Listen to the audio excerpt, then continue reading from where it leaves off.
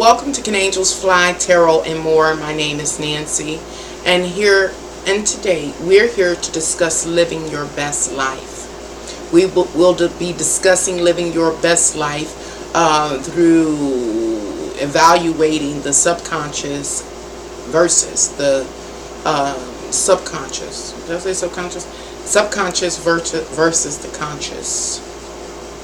Please forgive me, as I have been going through a lot of downloads over the last few days. And so when I go through these phases in my life, I am overwhelmed. I am an empath. Therefore, I feel a lot of things. I experience a lot of things. I sense a lot of things. I hear a lot of things. Feel, sense, hear, in the spirit. And it can be overwhelming on top of the physical realm. Right now I'm kind of rambling because when I start a live stream, the health of the live stream is always critical. It's always in the red. And that suggests that the live stream will not move forth smoothly, but it will have glitches and different things like that. So I always wait for the health of the live stream to correct itself, that is to turn green, because that suggests to me that the live stream can move forward smoothly, glitch free. While we wait for that to occur, I like to submit my plugs here, my personal plugs. And they are, number one, invitation to feel free whenever you're ready to contact me at my email. My email is canangelsfly1@gmail.com in order to order your own personal tarot reading. I also ask, excuse me, ask you to like the content if you do, to share it with someone you love or don't like, and to subscribe if you haven't already, and to hit the bell so you may be notified when I go live. The next thing is to let you know that you can always contribute to me and my work by either going to my PayPal me link or my Cash App link. All the information that I've talked about thus far, as far as my personal plugs, are below this live stream and any other video that I make. And so you can feel free again to locate any of the information in detail below, again, this live stream or any video I make. I got a fly in here, y'all. I'm being stalked, but I'm prepared. And I lost my line of thought. It was one other thing that I wanted to talk about. What was it before we began? Let me catch my thoughts. Slow down. I'm going to slow down so I can catch up.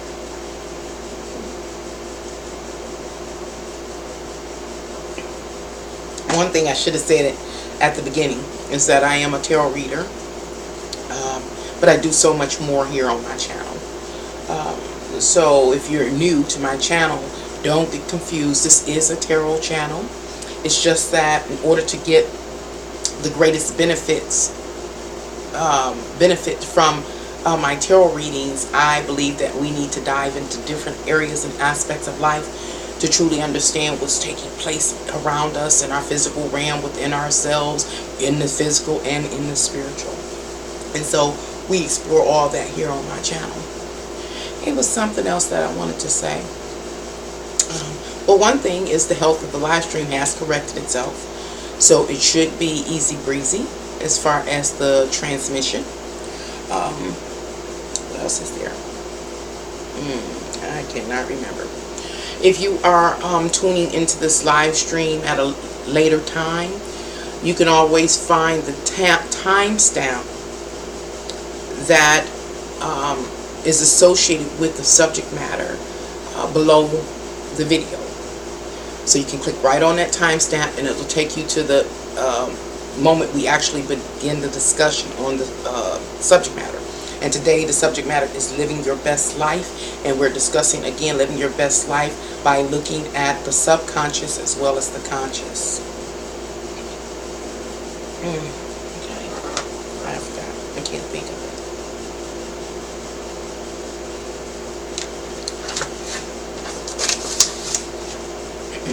Today, today I typed out my notes. I've been busy. Busy. Hopefully that helps me move along. I get something on the back. Oh, that's what my printer said, 2 pages. I'm like, I saying, okay, let me write turn back of page, because I had to take my printer off of double-sided.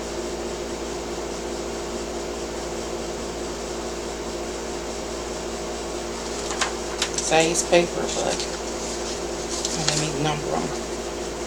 Let's see. That's 1. Didn't know that. 2. See, next page. And I'm procrastinating because a couple of people were wondering if I was going to go live or when I was going live, because they don't get the notifications. Most folks don't get the notifications that I'm live, and so I'm actually procrastinating to see if they end up coming in.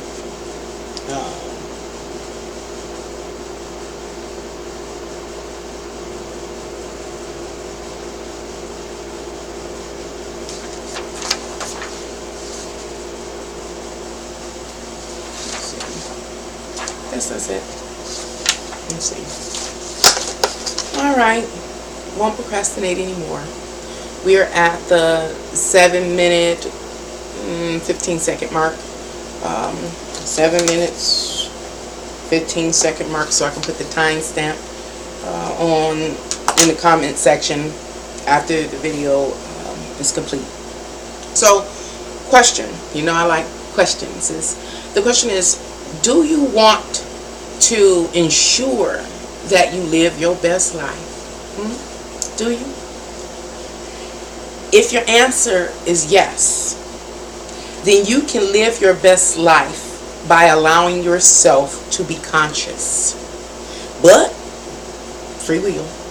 If your answer is no, then go right ahead and live your life riding the wave of your subconscious. It's completely up to you. The subconscious versus the conscious mind. Let me stop and interject here. I am attempting to read my notes as well as to improv at the same time, and usually it's a hot mess. Alright, back to the message. I started this live stream and I asked, are you interested in ensuring your best life? If your answer is yes, it says then you should allow yourself to be conscious. But if your answer is no, that suggests then that one can continue to ride the wave of their subconscious. At this time, we're about to start talking about the subconscious versus the conscious mind. In order to cover this subject matter of the subconscious versus the conscious mind, you know, I'm going to look at the definitions, and I love to visit www.dictionary.com for my definitions. This is no different. And so the definition for the subconscious is, now I wrote the font big so I can see it, still can't see. The subconscious is the totality of mental processes of which the individual is not aware. Unreportable mental activities. Let me read that again. I'm reading the definition for subconscious. The totality of mental processes of which the individual is not. You're not aware with the subconscious. It's unreported mental activity. Now, the definition for conscious. Conscious. It is aware of what one is doing. Aware of one's own existence. Sensations, thoughts, surroundings, etc. Now I'm going into a little more deep these two terms, which are what? The subconscious and the conscious. And I'm going deeper by looking at the synonyms associated with each term. First, let's talk about the subconscious. The synonyms to subconscious are unconscious, like somebody knocked you out and you're unconscious. Hidden, intuitive, suppressed. As a result of an individual not being aware that something exists, their behaviors can be what? Habitual. Like an habitual criminal, an habitual liar. The behavior can be impulsive, involuntary, seems like it's their second nature, or it could be a knee-jerk reaction, or it can be somewhat instinctual. What was I just talking about? I was talking about synonyms that are directly related to the word subconscious. That is to say, another word for subconscious is habitual, knee-jerk reaction, hidden, involuntary, impulsive, or instinctual. Now, the term conscious. Synonyms to conscious is aware, informed, mindful, watchful, alive to, knowing, observing, perceiving, and remarking. As a result of an individual being aware that something exists, their behavior can be what? Selective, sober, guarded, observant, protective,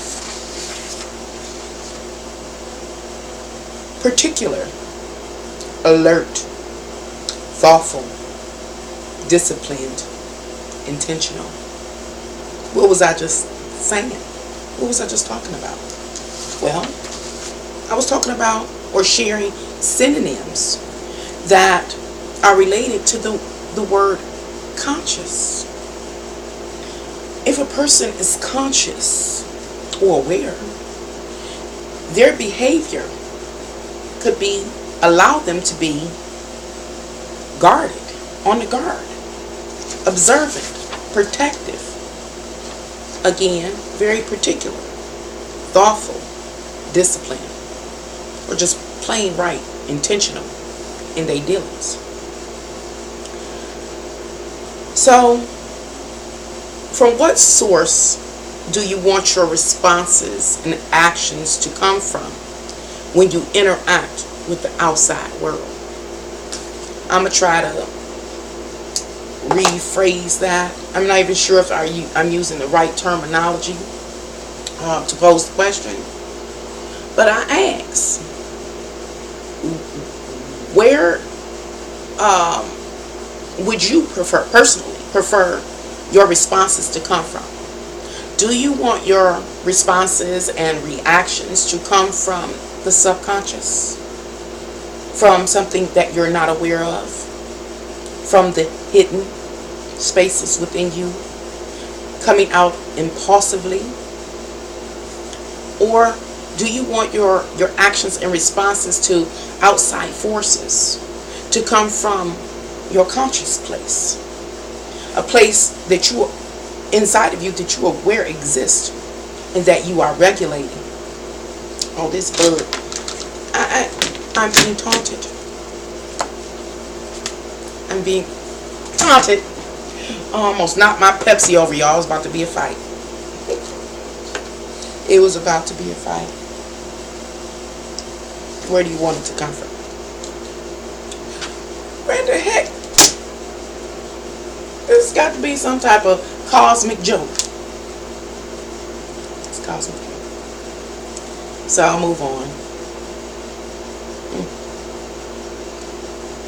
Do you want your again, your responses to be habitual? Or do you want them to be self-disciplined? Do you want them to be involuntary or selective? Do you want them to be your responses and your reactions to outside forces to be second nature to you, or thoughtful or thought through? Do you want your responses and your actions to be knee-jerk reactions, or do you want them to be sober? One more. Do you want your responses and actions to the outside world, to the outside stimulus, or the person, place, or thing, to be instinctual or intentional? Instinctual or intentional. Did you know the quality and the content of your life story, those details, are greatly influenced by how you interact with everything, person, place, or thing, outside yourself?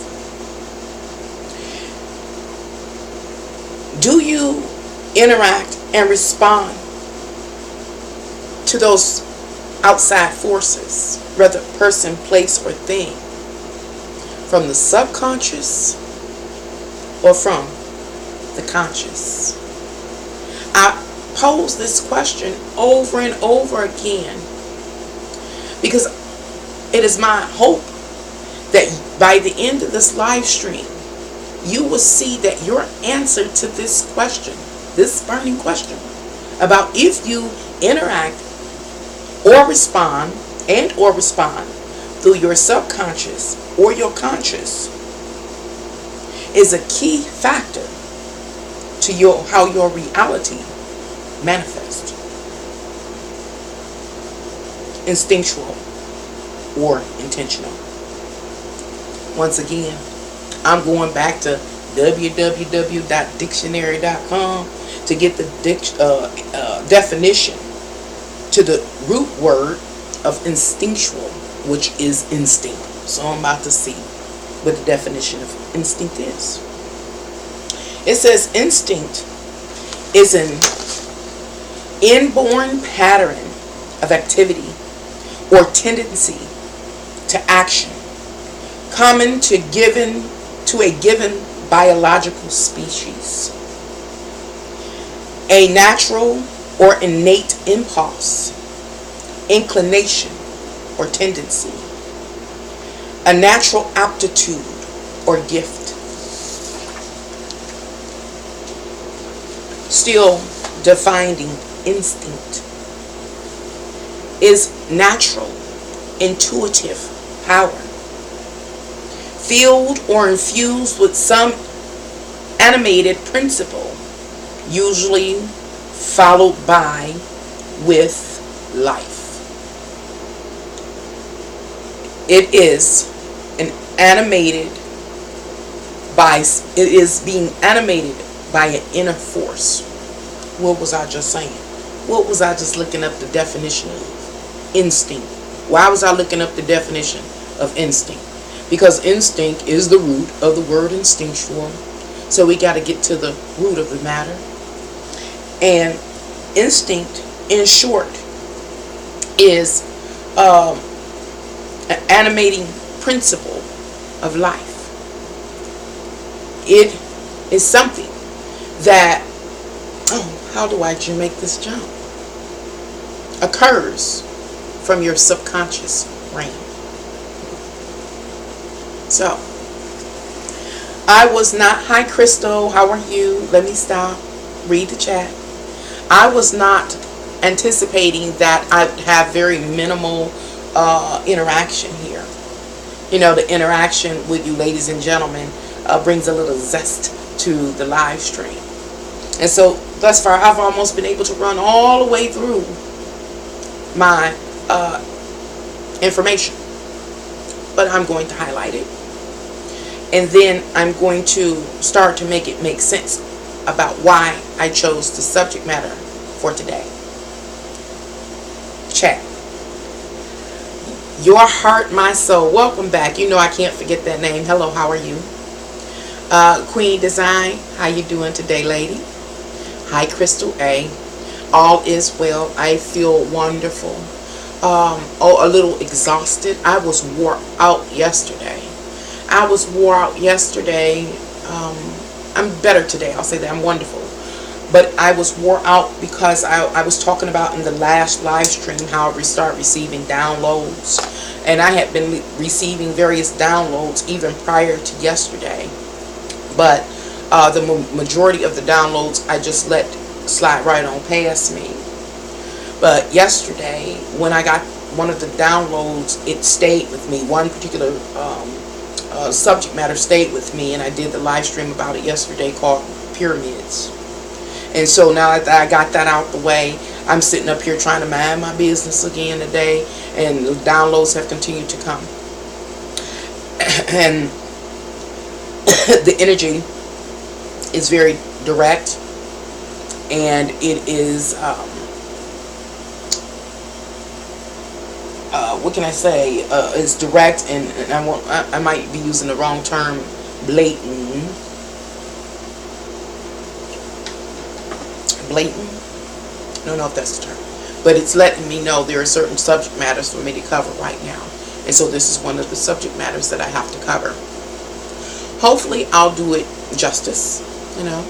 Basically, since this live stream has started, all I've been doing is laying the framework for the actual overall message. It is not just this message that I have. While I was preparing this message, another one came in. And so I'm going to share the gist of the next download I received today. And the download, it says it is time. Oh, there go that fly. God dang it. They got super bugs this year. They slide through the air conditioner. There you go. It's irritating. And I'm up here ready. I am ready to whoop bug butt, and they won't be still. It is time. The message was, it's time. I can honestly say it's wonderful. Let me stop before I tell you the message. I feel great, but I am very frustrated. I'm very, very frustrated. We probably talk about that a little bit later in this live stream. This live stream is not going to be very long. But I'm frustrated because I'm to this point where I'm like, okay, life, God, universe, however a person labels it, that which determines what occurs in this physical realm. My beliefs and my practices have to be tried. They have to be tried. I've been tried in every part of life. It has to be tried. Meaning life has to make it make sense to me. Otherwise, I can't go on. I really can't. And so I am aware that the time has come for my beliefs to be tried, to be tested, to be graded. I'm aware of that. And I've been asking, hi, how you doing? Eileen, how are you today?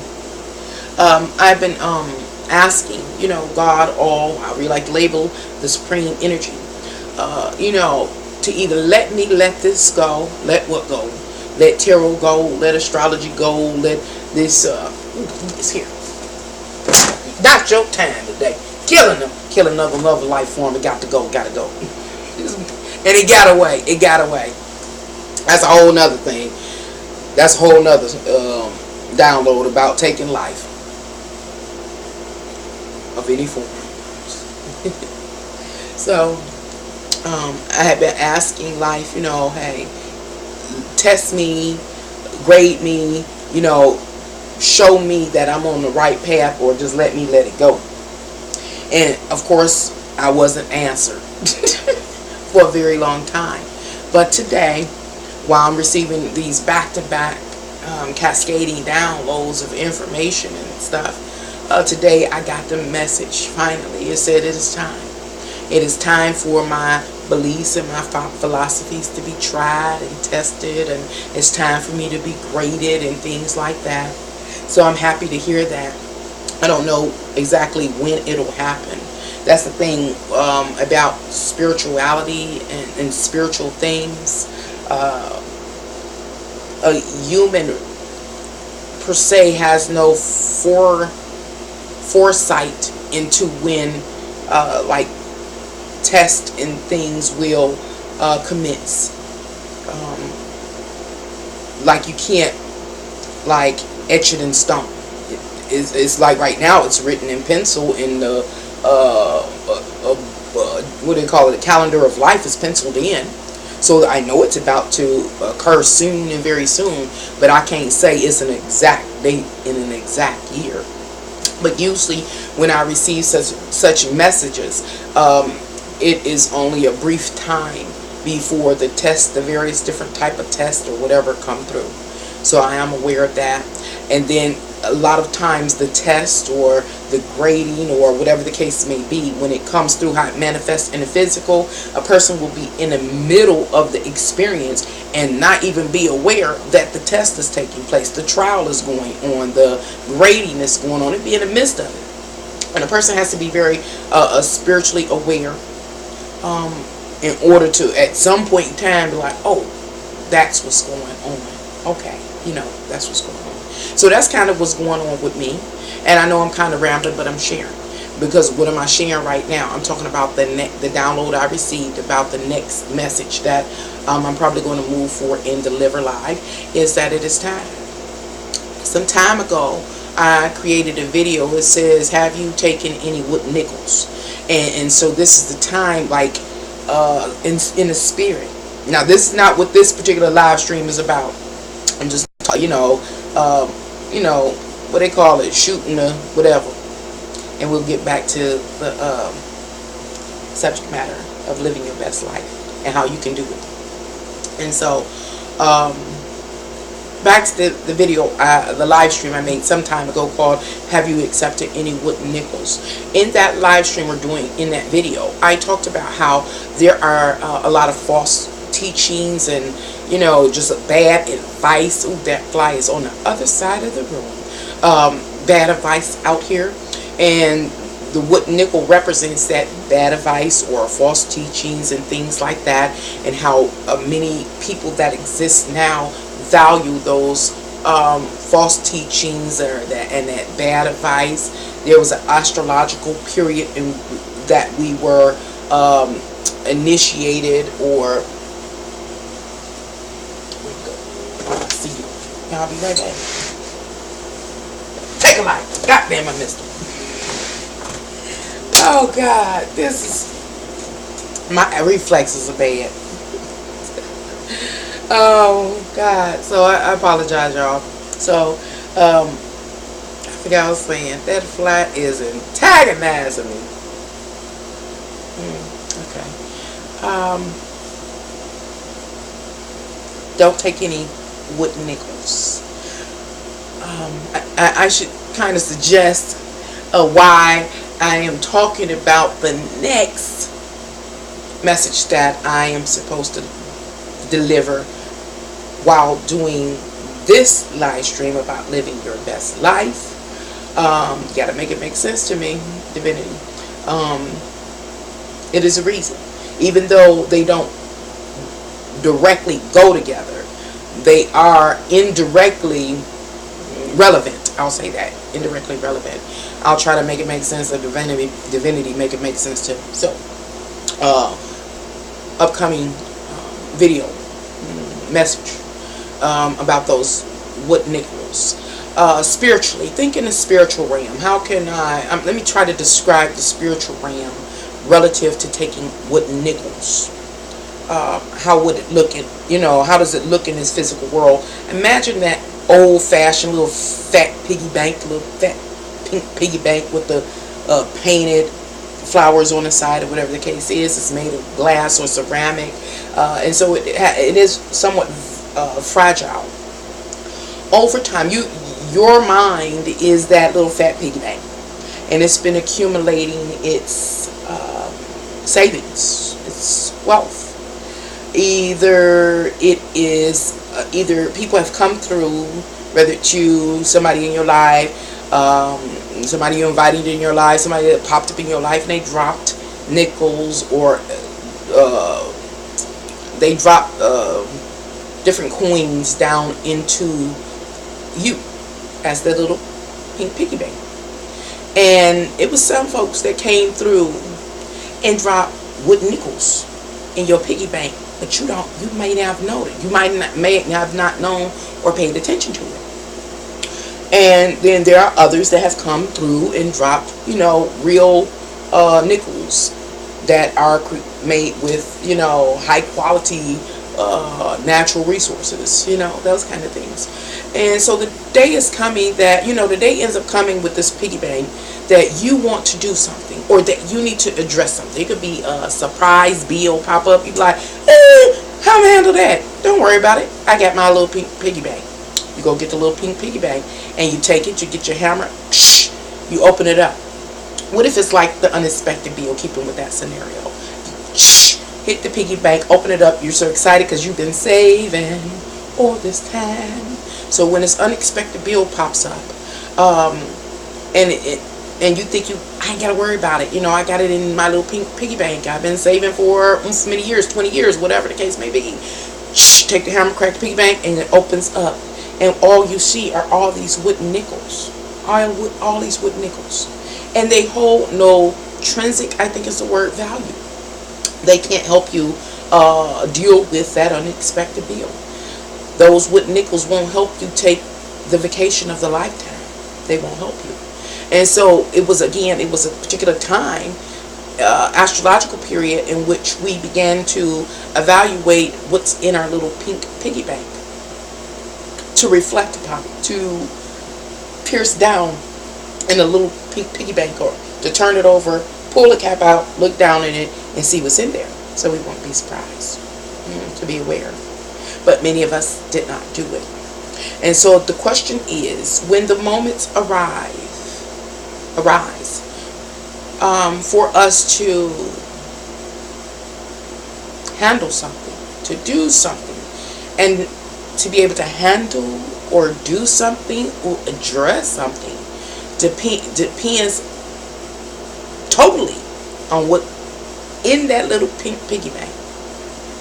And if we have not taken wood nickels, when we bash it open, it's all this beautiful silver, dimes, nickel quarters, and we take it to the change machine and change it over to big bills.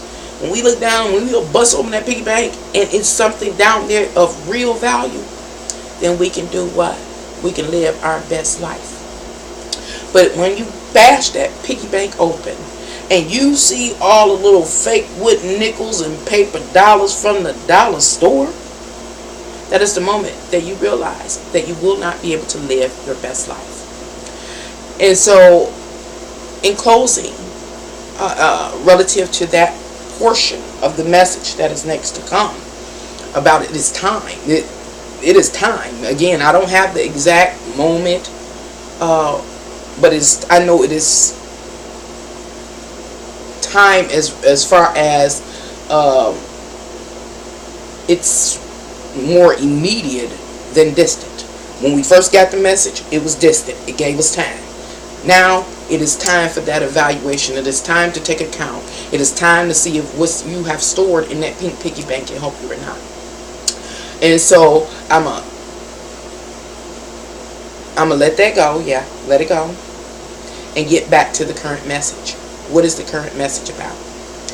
It is about you living your best life, ensuring or increasing the possibility of you living your best life, because you understand the difference between responding to outside stimulus or outside forces, whether persons, places, or things, from either your subconscious or from your conscious. Since the start of this live stream, we have defined what the subconscious is, and we discovered that the subconscious is something that we are not aware of. We've also discussed and discovered the definition of what the consciousness is, and it is basically the awareness. If one is moving from their subconscious and not aware, then their responses to those outside stimuli will be habitual, impulsive, instinctive.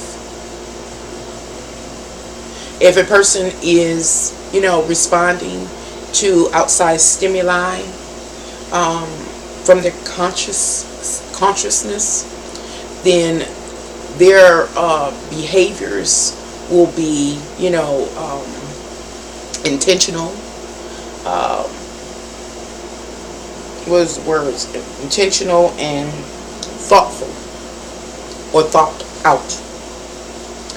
We also discovered that it is that a person's source of responding or reacting to outside stimuli, person, place, thing, whatever it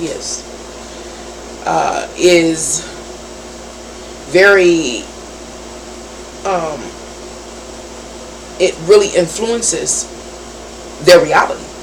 It really has an impact upon what actually ends up manifesting in a person's life. So, the last thing we were looking at was the term instinct. And we start looking at the term instinct because it is a root of the word, instinctual, which is the subconscious. And we found out that the instinct is also something that is innate in a person. A person, it moves from their subconscious to respond to outside stimuli. And so at this time, we're going to start talking about how human beings, a person, people, individuals, each individual in humanity, are susceptible to instinct just because we are subjected to the human condition. Let me try to restate that. I'm being taunted. Let me try to state that again. Because our souls have incarnated into a physical body, a vessel, an avatar, we are considered human beings. And being a human being suggests that we are up under the human condition. What is a part of the human condition? We talk about it all the time. It is like the necessities, the requirements to live. We have to breathe. That is a part of the human condition. We desire, we long. That is a part of the human condition. And instincts are a part of the human condition. So now we're about to talk about some of the basic human instincts that compel us to respond certain ways to outside stimulus. Person, place, or thing, whatever it may be. Hi, Rising Vibrations, how are you? You say, Emma, I'm so happy you are here, but right now I'm not answering burning questions. I might come back tonight, maybe about 7 or 8, and answer burning questions, so feel free to come back here around that time. You might get notified if you subscribe and tap the bell that I'm live. I can't make no promises. That's on YouTube. But thank you for wow. Okay. I was looking at your question, Emma, because is a key word there that you use, which is interesting to me, but it lets me know I'm on the right path. Rising Vibrations, you look pretty gorgeous. Thank you very much. I greatly appreciate you. I try sometime. I come on here sometime with my hair standing up on top of my head. Y'all be right here with me, and I'll be partaking in my vices, because we like that. We on that level. And other times I say I'm act like I got some sense to present myself well, because y'all deserve it. And you love that picture? I do too. that, oh, it's over here. You know, I have a problem with sense of direction. I love it. I know that's simple, but it's warming and cute. It is warming and cute, and you can live your best life. We all can live our best life. But let's go on and discuss how we can increase chances of us living our best life. And we're looking at how our subconscious mind versus our conscious mind has a lot to do if we're capable of living our best life. So right now we're talking about the basic human instincts, with the exception of reflexes. We're not talking about reflexes, but we're talking about like primal instincts, the primal instincts to survive, that kind of instinct. Another instinct that I want to kind of talk about right now is like the primordial instinct to need love, you know. And then there are a variety of other primordial emotions like hate, fear, and those kind of things. All of these things that I'm speaking of, these innate human instincts, are what compels us from the subconscious to respond to circumstances, situation, and people. So right now I'm going to just pose a list of questions asking why might a person do X, Y, and Z to kind of make it make sense. Hopefully I'm successful. So I ask, why might a person be flirtatious? Let me try to compose a scenario. If a person has a best friend of the same sex, that person also has a spouse, why might the best friend be flirtatious in front of their best friend's spouse? Why? If, another scenario, if there were multiple siblings of the same sex, like all girls, and one sister in that case has a significant other, why would the other sister be flirtatious in front of their sister's significant other? Why?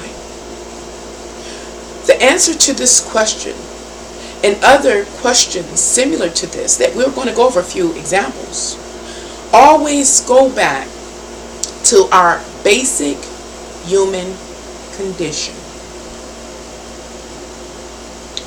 Our basic human instinct.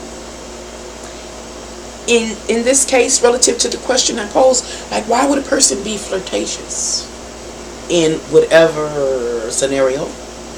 It is because they have the basic human need to be loved and accepted. Why do I think it's important to cover like these various types of scenarios? So we as individuals can live our best life. Let me make it make sense. Back to the scenario of sisters. That's an excellent example. The sister that is flirtatious in front of her sister and her sister's significant other. That sister, if she were aware that she was responding or acting out or behaving flirtatiously, if she was aware of that, because of her own personal need to be loved and to be accepted, if she was aware of that, she would be conscious. I can say this. Let me try to rephrase that. The sister is moving from a subconscious place. The sister is unaware, don't forget me, of her own personal need to be loved and accepted. If that sister could truly see and allow herself to be conscious of her need to be loved and appreciated, she could make better decisions. She could present herself or behave in a way that would allow her to live her best life. Because we know if a story like that unfolds, that the chances are that eventually the situation or circumstance will become volatile. And a lot of negative experiences can follow, in which that person, that sister, won't be living their best life. I'm trying to make it make sense, y'all. I'm going to get it together. Another thing that I wanted to talk about, and I didn't know how I was going to do it, I still don't, just kind of riding away, is I wanted to talk about how we have to allow ourselves,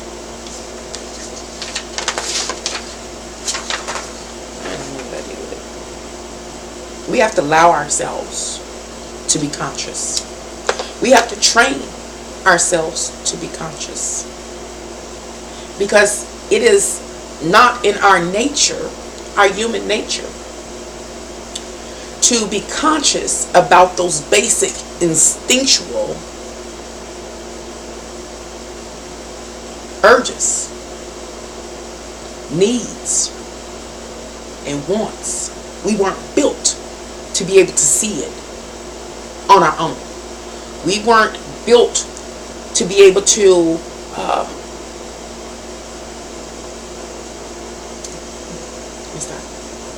in our construction, how we are created, it is not imposed upon us in the physical to identify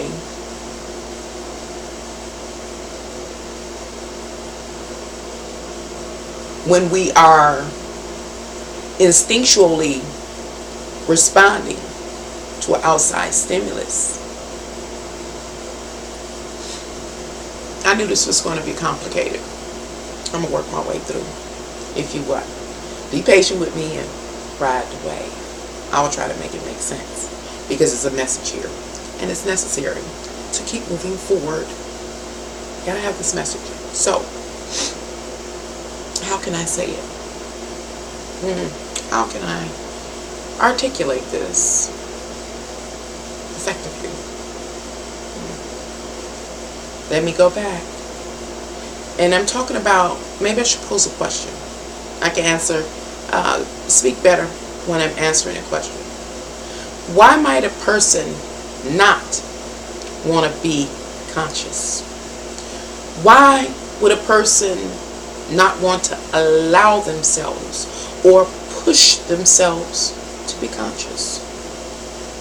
It is because not being conscious and allowing one to live from the subconscious, having knee-jerk reactions to one's own physical worldly wants, needs, desires, and urges, and allowing the instinct to make the decision to compel us to perform an action or response, frees us up from being held accountable.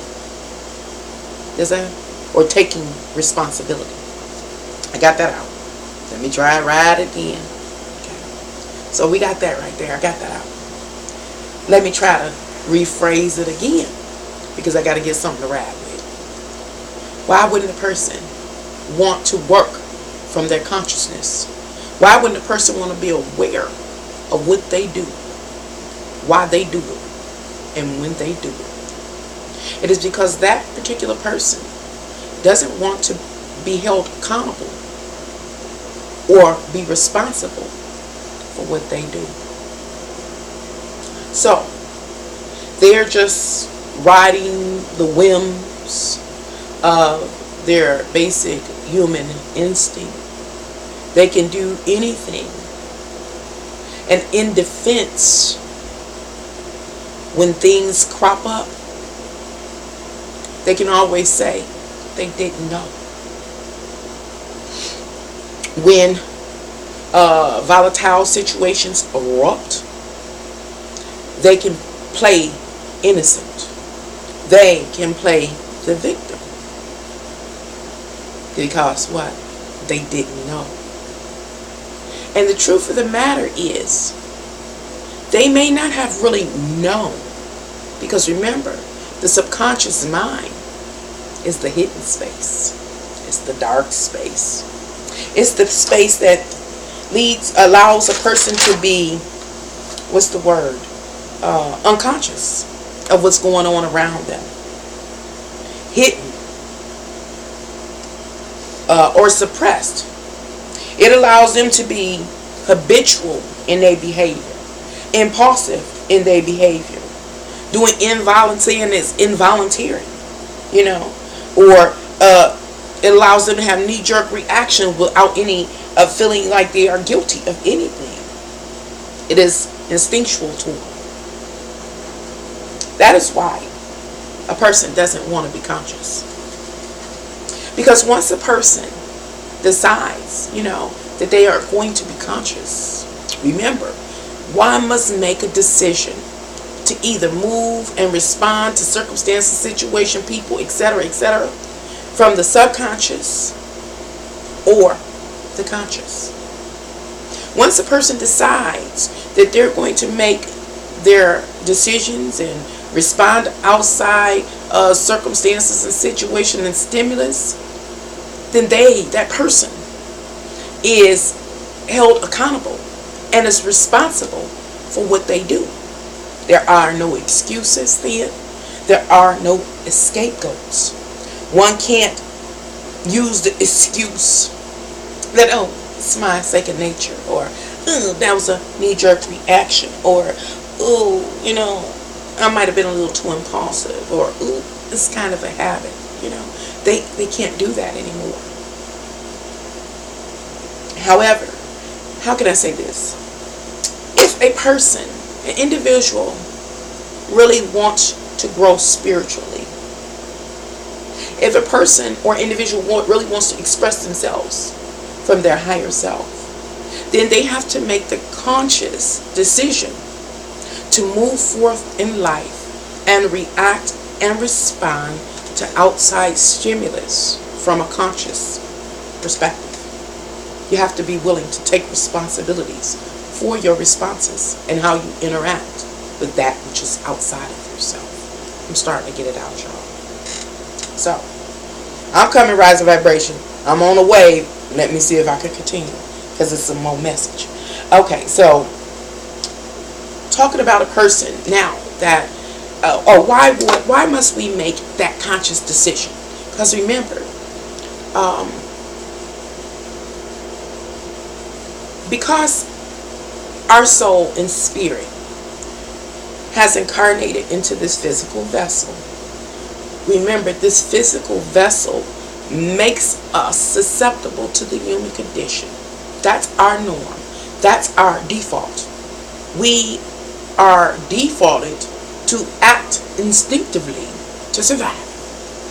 We are defaulted to act instinctively to receive love and acceptance, etc., etc.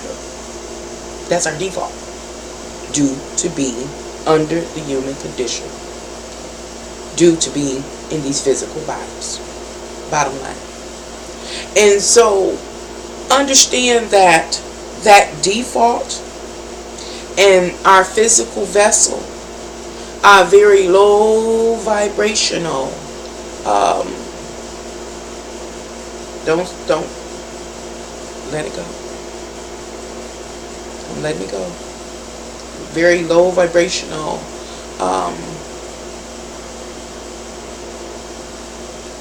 Substances, elements, low vibrational elements in this physical world.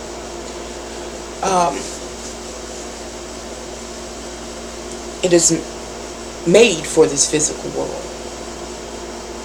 But if a person again, wants to rise out of the physical limitations, that low vibration, the conditions of being in the conditions or the circumstances that are directly related to being in the physical um, body, susceptible to the physical condition.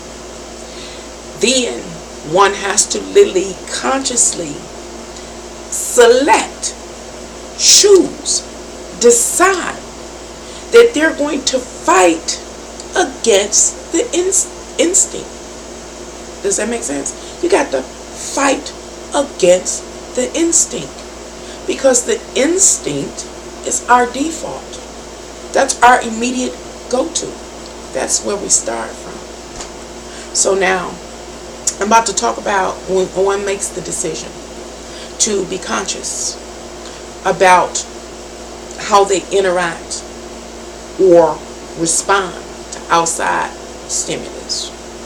After I look at the chat, whatever side is on over here, stuff like that. I'm trying to get it out, y'all. Okay, you with me, Queen? I appreciate that. Vice versa, same person can hide behind the church and religion as well. Yes, doing horrible things, right? Based in envy and jealousy, but easily saying what they did was righteous. Yes, and this is the complication that I'm running into. Something didn't print out. It didn't print out. Part of it did not print out.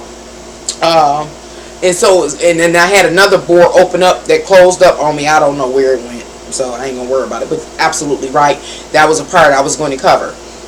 But they absolutely right. They're righteous and things like that. I have 7 sisters. Really, some tried to ruin your life quite successfully, interfering. Marriage with ex-partners as well, no boundaries, right? But that's due to what? Them not desiring. And I have to stop when I talk about desiring to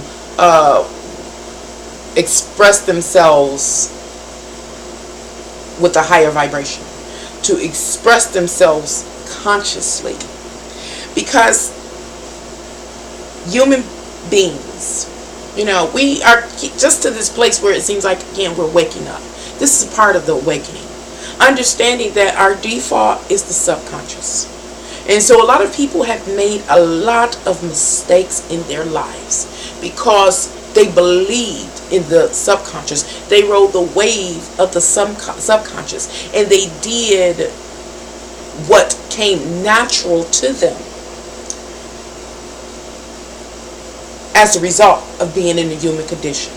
They didn't know they were susceptible to the human condition. They did not know and were not aware that they were riding instincts in their selections, and things like that. So a lot of people made a lot of mistakes, and they led to a lot of troubles and heartbreaks.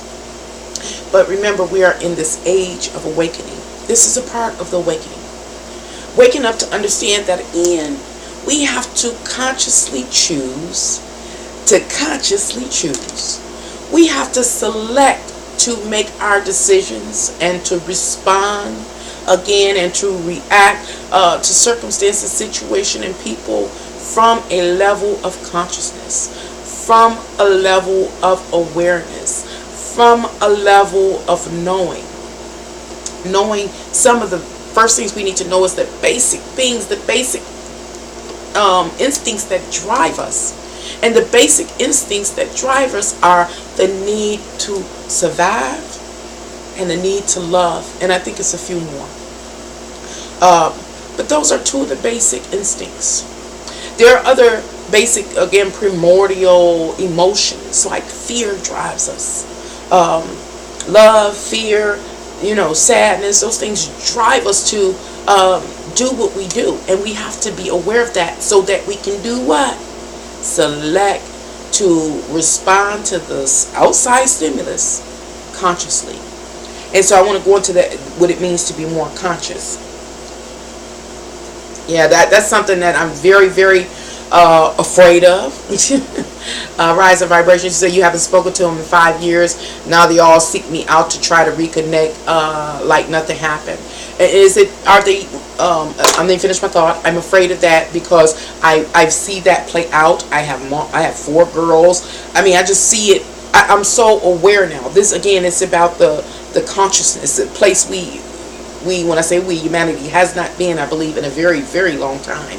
Conscious. If we're going to ascend, we must become aware. We must be conscious. And this is something to be conscious about how we have hurt others, because we weren't conscious of these things. Now is the time that we're becoming conscious. Are your sisters reaching out to you after all this time because they are becoming conscious? Are they becoming more aware? See, this is a very sensitive and fragile space, this awakening. Thank you for sharing Rise of Vibrations, because this is what I needed to help, dive into this deeper, the subject matter deeper, was the interaction with you ladies and gentlemen. In this case, you Rise of Vibrations, so thank you very much. The sensitive, fragile state of the awakening relative to your story, your scenario. In the past, there has been love shattered because one of your siblings, possibly if I'm understanding it, overstepped some boundaries because of their own personal need for love and acceptance. And it tore your relationship apart. And that pain goes deep. The betrayal goes deep. So now many years have passed, and this person is reaching back out to you. This sibling is reaching back out to you. The pain is still there. The memory is still there. But something greater than yourself and your sister and that whole scenario is that we are in a time of the awakening. What if, possibly, the sibling didn't know, again, about the subconscious and the conscious, because it wasn't the time period in the history of humanity for your sibling to be aware, or for people to be aware. There was the excuse. It was the scapegoat. Now at this point in time in the history of humanity, it is time for the awakening. We are becoming increasingly aware. Even your sister, even that sibling, I'll say. And so now possibly, maybe the sibling is becoming aware that, oh, I might have done something wrong. I might have had to be conscious at that moment, but I didn't know I had to. Again, this is a fragile place. Because a lot of times when we start getting the download, talking about your sister, even yourself, getting the download that, we are awakening to certain aspects of life. We're getting some clarity and some truth that we don't always see the message quite clearly. We start to sense it, but we're not aware. What do I mean by we're not aware? A lot of times we have what they call it, an inkling for something. We gotta figure it, but we're not clear. When we're not clear, we really can't articulate it. And that's something that I try to move to do on my channel, is to articulate the things that we know, but we're not clear about it. And because we're not clear about it, it is obscured. We can't see, really see it. We can't really articulate it effectively. That's the space that where we are when it comes to the awakening, especially relative to the scenario such as you shared, that that is fragile. It is fragile because in that we can backslide back into our old habits, habitual. Remember, the subconscious is habitual habits, knee-jerk reactions, those kind of things. Doing it like it's our second nature. Being inconsiderate, not thoughtful, deceitful. Because we can't hold on to the truth. And in this case, the truth that I'm talking about is that we have to manhandle ourselves, our consciousness, We have to decide not to deal from the subconscious, but to deal consciously with, again, outside stimulus. Am I making this make sense at all? You know, and so right now, what am I really pointing out? I'm talking about at this point in time of us, humanity, awakening. There is a fragile space. It's a space that we can backslide. That's what I'm trying to highlight now. There's a space that we can backslide because that which we need to change is not solid. It's not before us. We can't see. It's like it's not really tangible. It's going in and out. The awareness of it. One minute we have it, and we think we see it, and then it fades out and it fades in our memory. We don't know what we've seen. We know we experienced something, but it's not like what.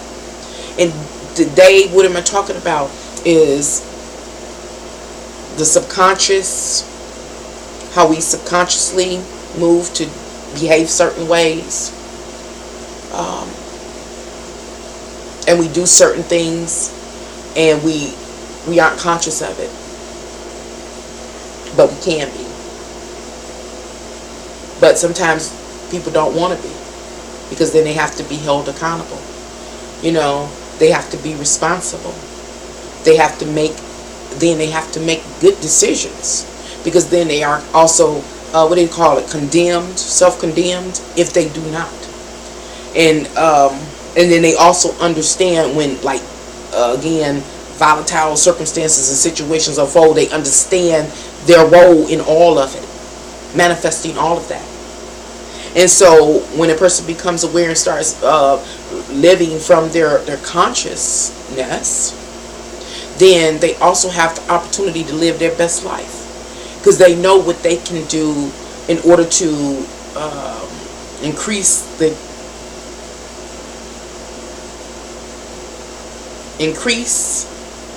negative experiences from unfolding. What happened, negative experiences in their life. I hope I made that make sense. I'm going to finish reading because now I'm all over the place. But thank you. Hopefully that makes sense. Okay, let's see. I lost my husband.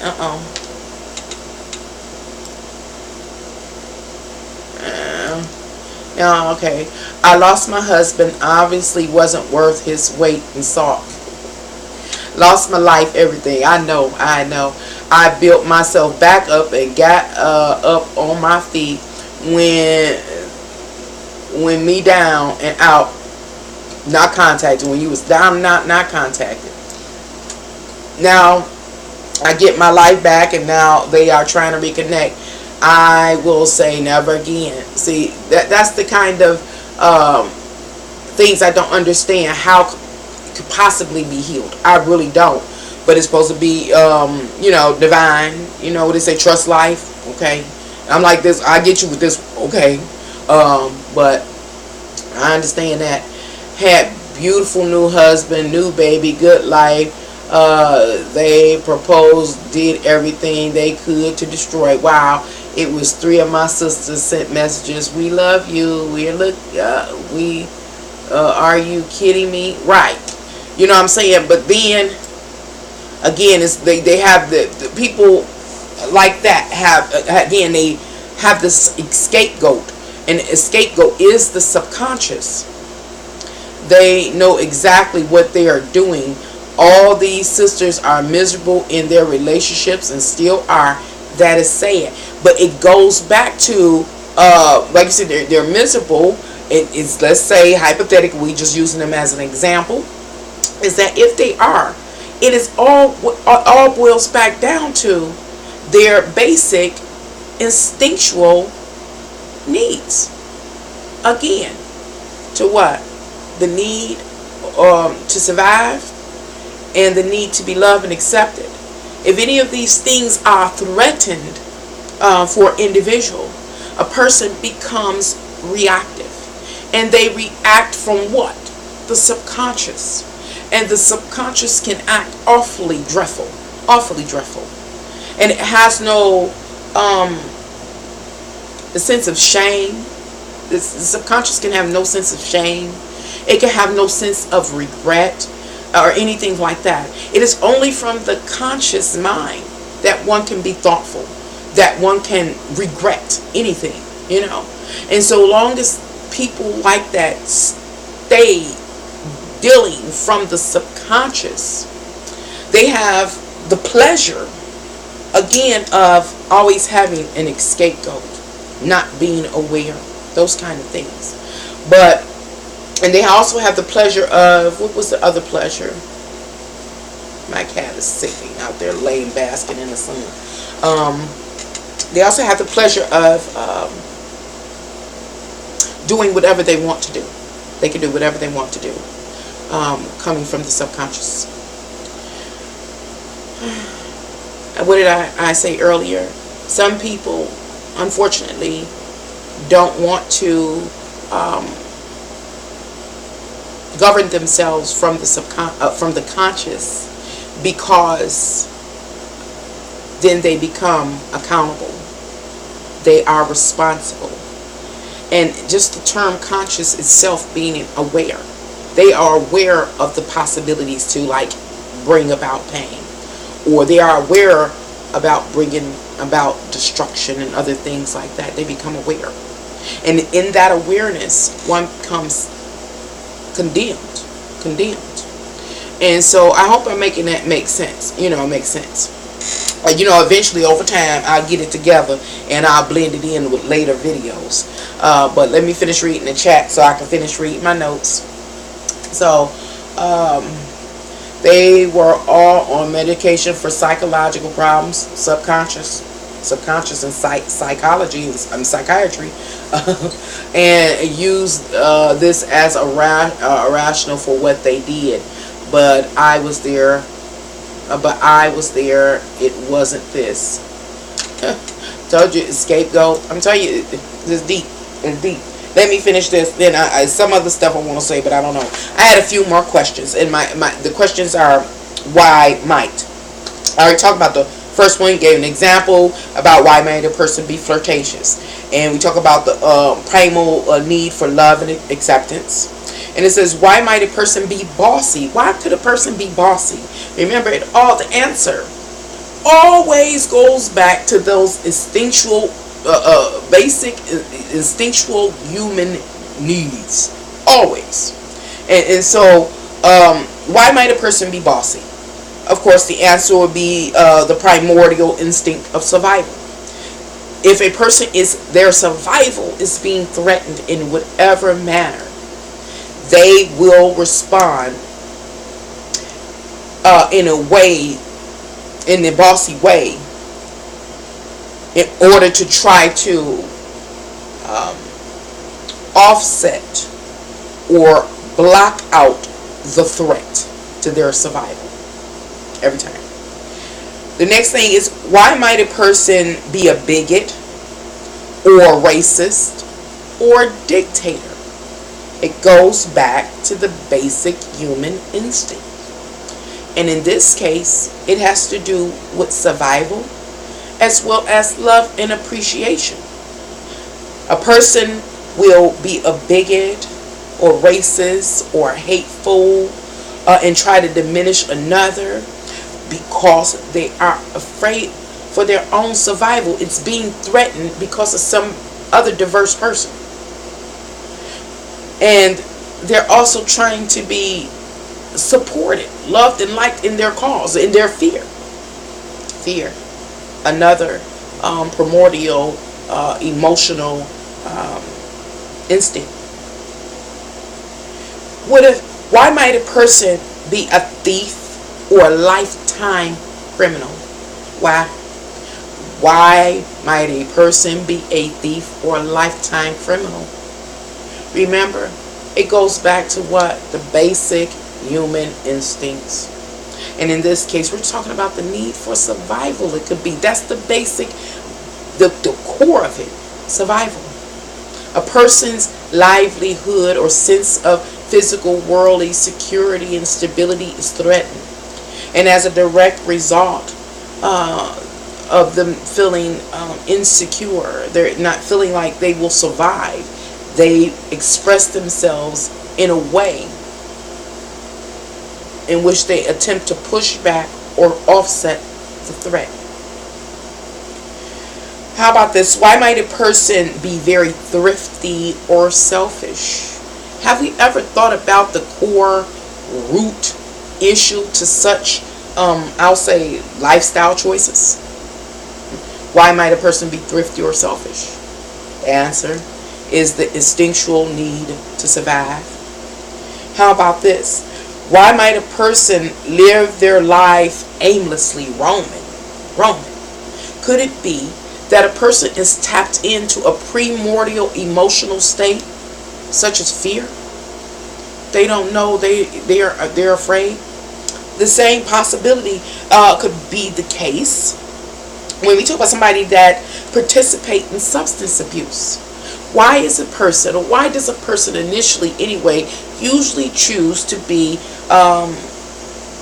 participate in substance abuse? It could be the core could be anything from a person's need to be loved and accepted. So I'll do whatever it takes in order to be a part or accepted. That still goes back to a primordial instinct to be loved.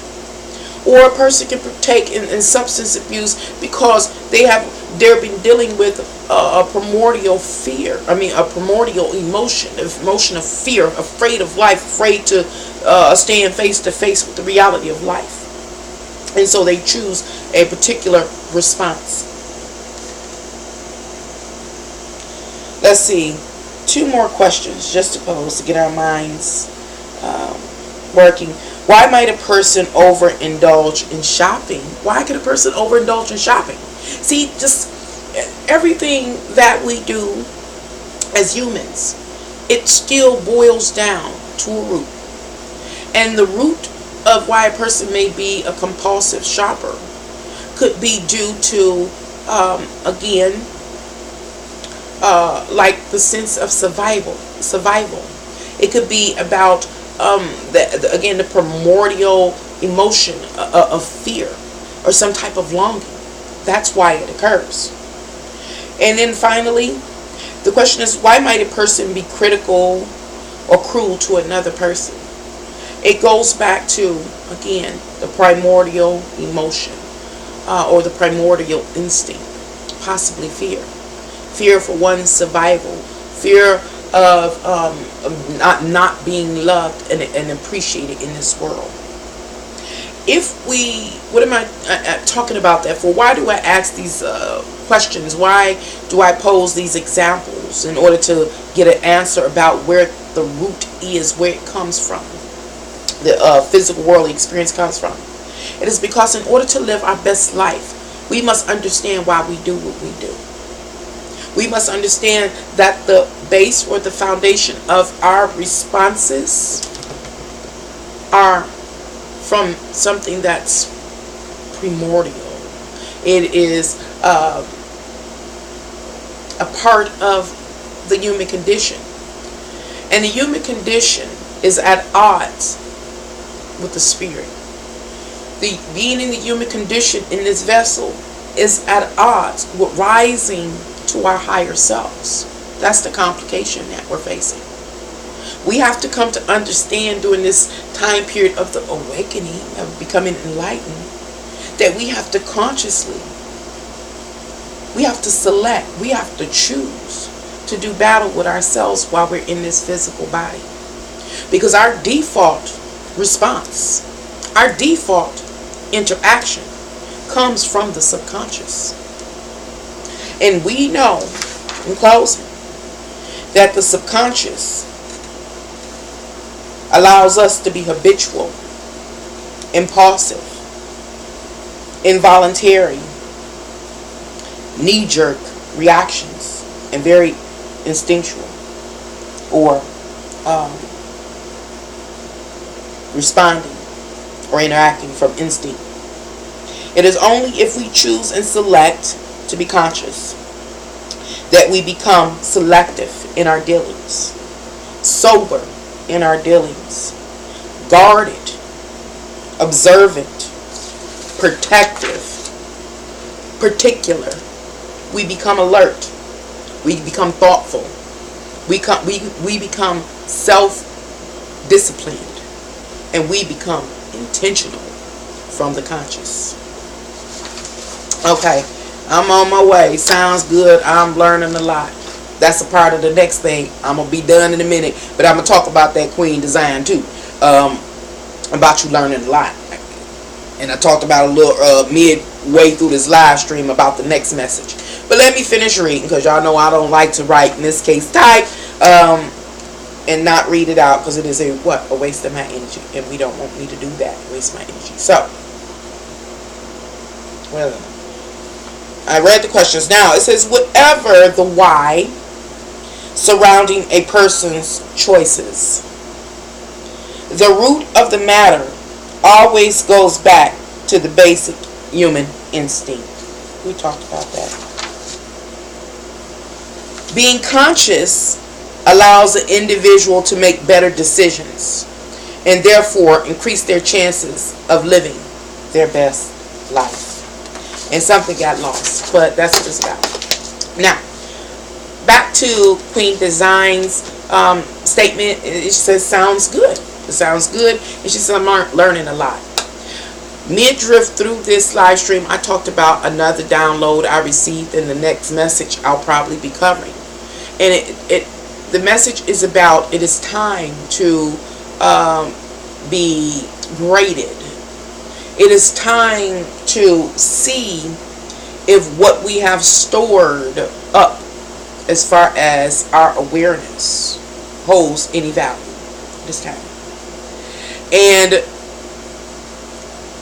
when Queen Design shares that she feels like she has learned a lot, that is a part of the upcoming evaluation.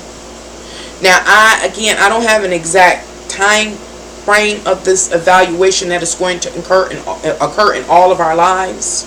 But this evaluation is primarily directed to anybody that holds some seat of authority, like somebody that has high influence upon how you think and your intellectual development, those kind of things. But we all play that role in somebody's life. But some people have a larger audience, I'll say. Sometimes it's just a person having influence over their children or a child. Other people have an influence maybe over a congregation. And some people, like myself, have influence whoever views them, like on YouTube. And then it's either others that have influence on people all over the world. The time has come for those teachers on whichever level to be graded, is what I'm saying. And it's the reason why it's necessary for the teachers, you and me, all of us, play the role, to be graded, is so we can see if we are correctly educating those up under our care in an appropriate manner for them to live their best life. Make sense? Live their best life. And so I'm telling you, I just got this download. Well, I done wrote it all over this envelope. I wrote it all over this envelope as I was receiving the download. I just started writing. I was preparing this one. That's why I was a little late, because the downloads is coming in back to back now. And so at this time, I'll submit my personal plugs. Please like, share, and if you haven't already, subscribe, tap the bell so you might be notified when I go live. If you're ever interested in ordering your own personal tarot reading with me, Nancy, all you got to do is contact me at my email. My email is canangelsfly1@gmail.com. If you're interested in submitting a love offering, which is a financial support to me, just look below this live stream or any video that I make and locate my either PayPal me account or my, what's the other one, Cash at me link, and just tap your phone and send me the love offering. And I always thank you for dropping by. I greatly appreciate you, because without you there is no delivery of a message. You gotta be somebody on the other side. So thank you for visiting me here at Can Angels Fly Tarot and more. Now back to the chat. It says, me too, Nancy. Just solved 7 years of pain for me on this discussion. Well, I'm happy. See, y'all gonna make me go into this next one right now, and maybe that's what I'm supposed to do. Maybe it's gonna be some more the way the information has been coming in. I want to reread that Rise of Vibrations because it makes me feel better. Like I said, I knew, because I was begging divinity to say, hey, you got to show me. I need justification. He said, you ain't supposed to need nothing outside to justify you. I need justification if I'm going to continue to be a tarot reader, if I'm going to continue to engage in astrology, if I'm going to continue to get here on YouTube and make myself vulnerable. I need some justification that I am doing the work that you have set forth before me, and it ain't just me and my ego. I kept begging. I've been begging for the last year or so. Didn't get no response. Channel fell off, made me feel worse. Today, I got the message that said the time is here. Did you accept any wooden nickels? Did you pay out any wooden nickels into somebody's life you're about to be graded? And it's not only you, it is everybody, because we all play all roles. You too are a teacher to somebody. Did you give them something of value, or did you give them wooden nickels? You will be graded.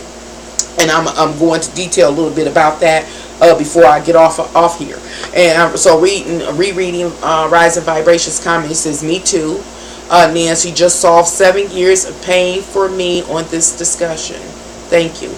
I guess I will be in trouble then, because you did just help me figure a lot out with this download. But I don't think I can ever forgive what they did. My God, forgive me. But that's it, Rising Vibrations. I'm where you are. If that happened to me, my heart will be wrenched. It will be tore apart. I'm not being funny. I've had my own unique set of life experiences. The people weren't the same. The setup wasn't the same. The whole thing, the scene wasn't the same. But nonetheless, I was hurt. I felt betrayed, thrown under the bus, those kind of things. And I like, how can I forgive this person? Why would I? I'm not being funny. I have people that, after they have offended me, have come back and tried to enter into my life. I talk about it vaguely here and there, whenever it happens here on my channel. I don't go into detail. I can't just totally make myself totally transparent to this insane world. But I try to throw y'all some little breadcrumbs and clues about where I am in my life and what experiences I'm having. So, back to these people that come back into my life like ain't a damn thing happened. No apologies. I see no remorse. I can't forgive them. I can't forgive them. Are you coming back to try to do the same thing again? So when I go into my prayer life, that practice of praying or meditating or being one with self, or giving divinity time to communicate with me, my question is, who do I forgive?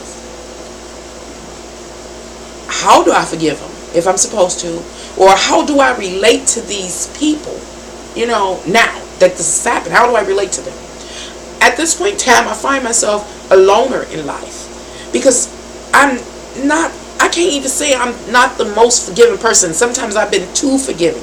And some people did step back into my life and just kept perpetuating their bull crap. To the point when it was over, I could step over them if they were in a place of trauma. And that's not a divine person. And so I too am still waiting for those answers. You know what I'm saying?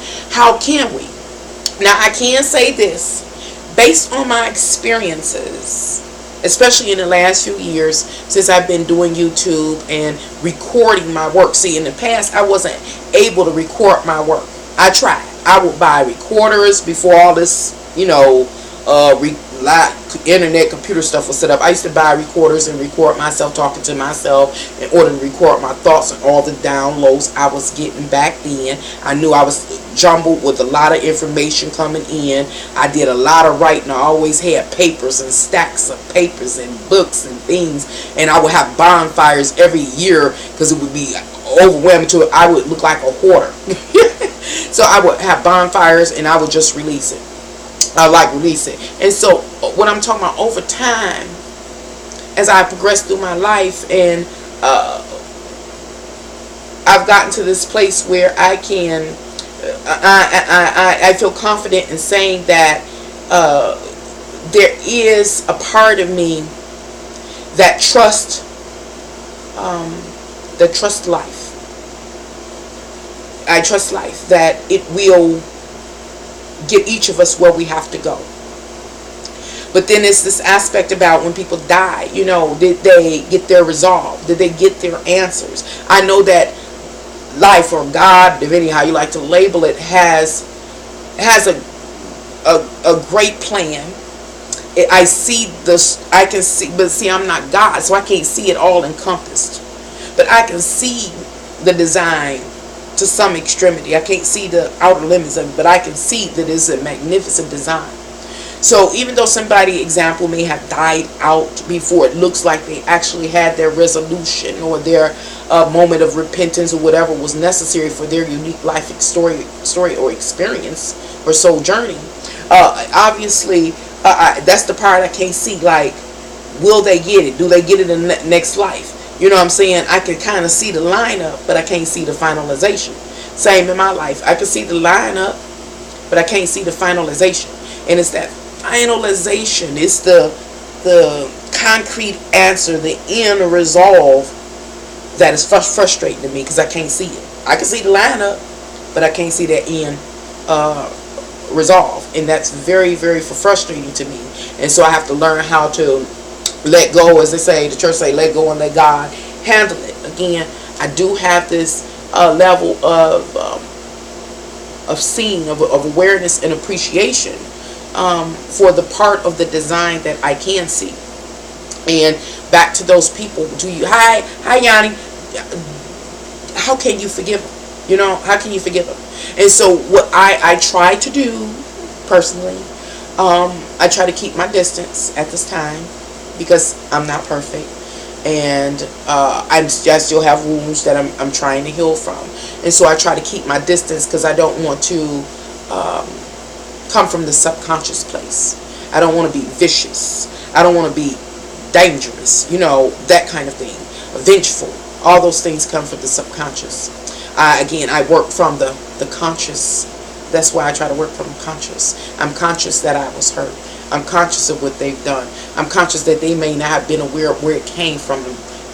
You know what I'm saying? So I consciously, keep my distance. If I'm in this, if I find myself in the same vicinity with them, within the same environment, I'm cordial. You know what I'm saying? And I'm protective, but I'm not rude. I'm protective for myself, but I'm not rude to them. Again, I'm very cordial, and what you call it, when you just kind of hospitable as needed.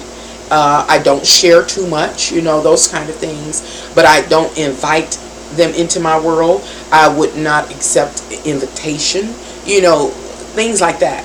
And believing, while I'm doing all of these things within my power, that in that divine timing, those things that we can't answer, like how can we forgive them? Is it possible to forgive them? I'm leaving that all to God and divine timing, because again, I do see things unfolding and coming. I see the design. I just can't see all the design, because I'm not immeasurable. Divinity is immeasurable, so I can't see that. But the part that I can see it's really happening. Will I live to see it fulfilled or through? I may not. Will I reincarnate again multiple times and see it through? May not. Because I am measurable, and divinity and his wisdom and conscious, he or she, its awareness or consciousness is immeasurable. And so I get that. I'm fine with it. So hopefully that made sense. But it is definitely this time where we are going to know soon and very soon if we are really living our best life.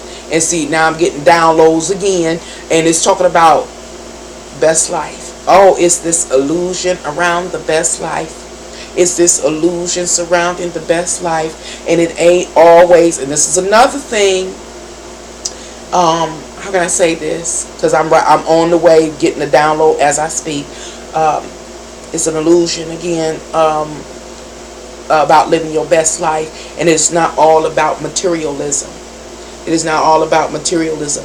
And so it's like this catch-22, because we need to feel again secure in this physical world.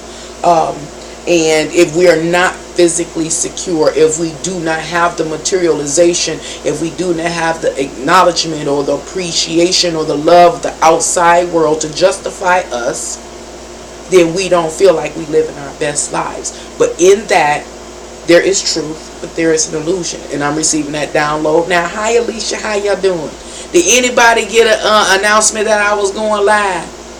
Y'all let me know if you see my eyes twinkling, sparkling, or looking crazy, because I'm showing up tapped into some straight downloads now, and I'm ready to just roll my eyes back and let y'all see some real stuff. But I don't want to scare y'all away. I only got a few of y'all.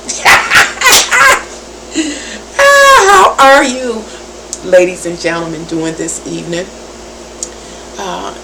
Is everything good for you? I don't want you to be like, she's the exorcist. Look, she the black exorcist. She the exorcist in the hood. Y'all be like, Lord have mercy. What's really going on? She possessed. I'm trying to keep it PG. Let me see what y'all talking about. Oh, God. My payday Friday. You know I got you, lady. I know you got me. Rising vibrations. Don't even worry about it. Thank you. Guard your heart. Definitely. I have to guard my heart. I don't want to be, again, hateful and angry and vengeful and all of that ain't what I do, because that's real low negative vibration, and that is a lot of what is going to exist in the new paradigm. You know why? Because remember, we got to go down to the primordial root of a human being, and the primordial root of humans now is they are lonely. It's unspoken. Most of it's unspoken. It is hidden. They are lonely. They are depressed. They don't feel loved, acknowledged, or appreciated, and they feel like their sense of survival is threatened. So from the primordial root, everybody, in most people, if you do not ascend in this new paradigm, will be responding to circumstances, situations, etc., people, etc., from their subconscious. Now, I challenge you to, right now, or when you get off of here, or when you have some free time, go to one of my favorite places, which is www.dictionary.com. Go to the thesaurus part and type in subconscious. Read all the words that are synonymous, the same, or similar to subconscious, to see where they are coming from. You can click on each one of those words that are offered as a synonym to subconscious.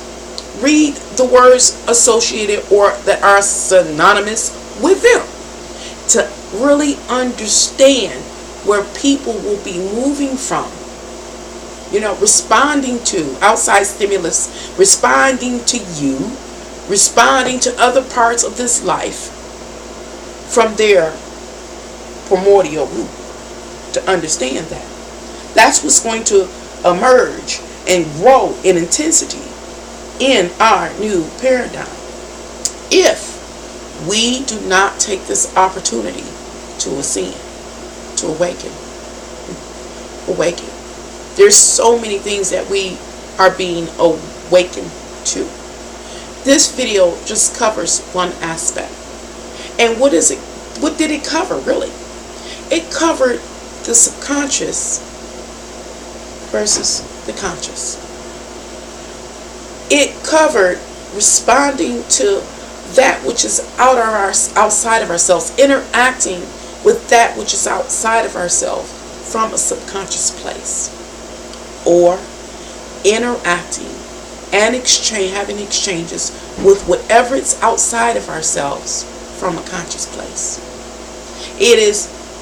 This live stream covered becoming aware of what is the result if you come from the subconscious, or what is the result if you come from the conscious. Now we know. But this is just one area.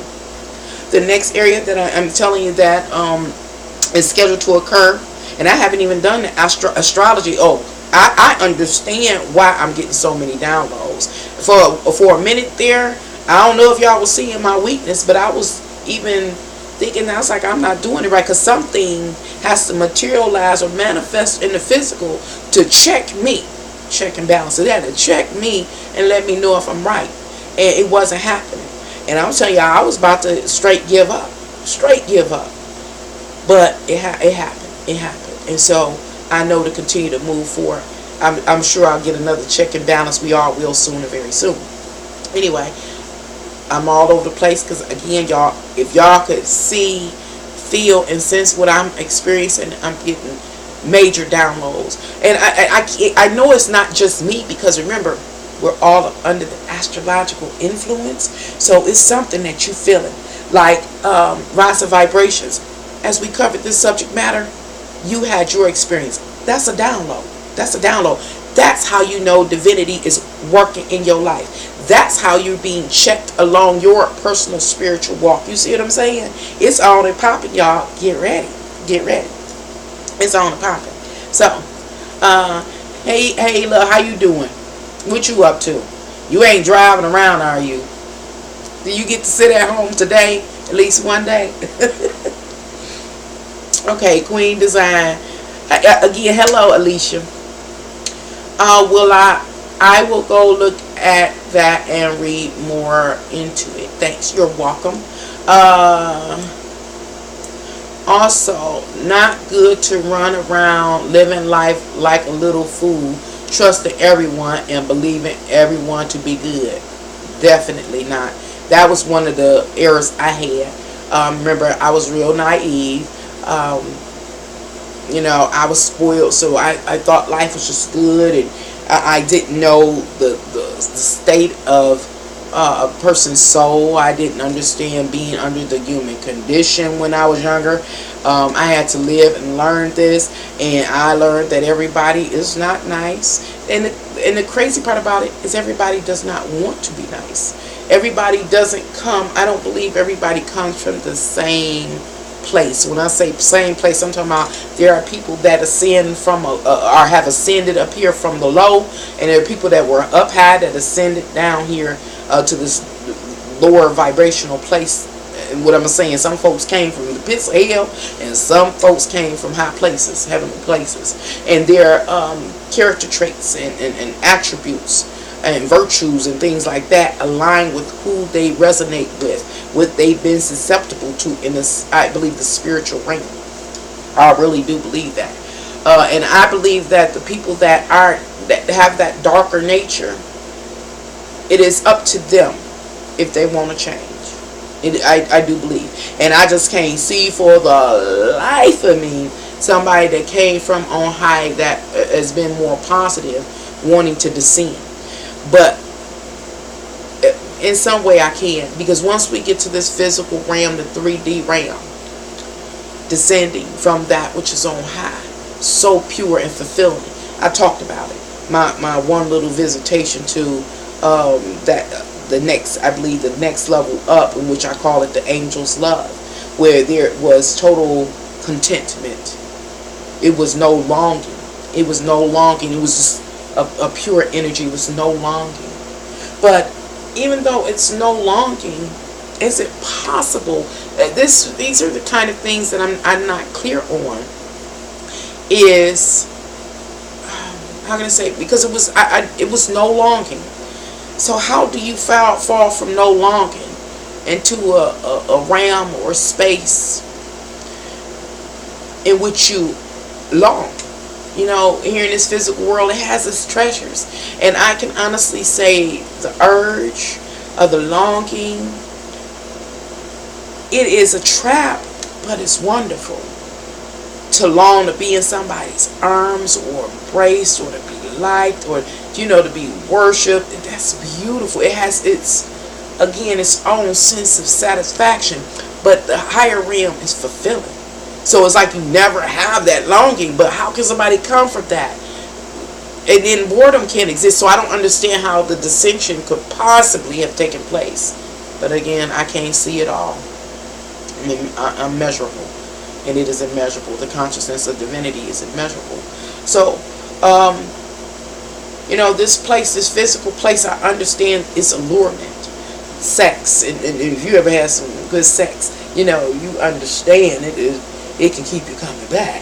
And so this life, it allows us to, through the senses, such satisfaction. It ain't even satisfaction. I call it satisfaction because it never is satisfied, but it's so pleasurable. This physical realm offers so much pleasure, and then in this physical realm, it's this pulling back from the pleasure. Remember, this state, this realm has the heaven and the hell. So even though you can experience heaven here on earth, it can pull you in the opposite direction to hell. And it's like this. It is these two extremities existing within one realm. And so let's say that you experience heaven. If it stays consistent, it becomes numb. It becomes it doesn't have any intensity to it. And so at a certain time, the hell state comes in. It emerges, and it pulls a person out of the heaven state into the hell state, and it digs the happiness out, and it digs the pleasure, like it purifies us again but it's so negative. And then what happens? Then heaven comes back again, and heaven, because hell dug out that numbness that had developed because one was in more heavenly state. I hope it makes sense. See, these are the kind of experiences I've had in the physical and spiritual realm, and it's all coming down. Y'all have to let me know if you understand the things that I'm saying sometime, because I get going. I have yet to get going on y'all. This is also part of a grading criteria. It is grading criteria. Let me read that again. Also not good to run around living life like a little fool, trusting everyone and believing everyone is to be good. This is also part of the grading criteria. Yes, it is. Alicia says, how can you raise your own vibrations positively? Absolutely. There are some dark people out here, definitely. Alicia, do you believe in guardian angels? I do.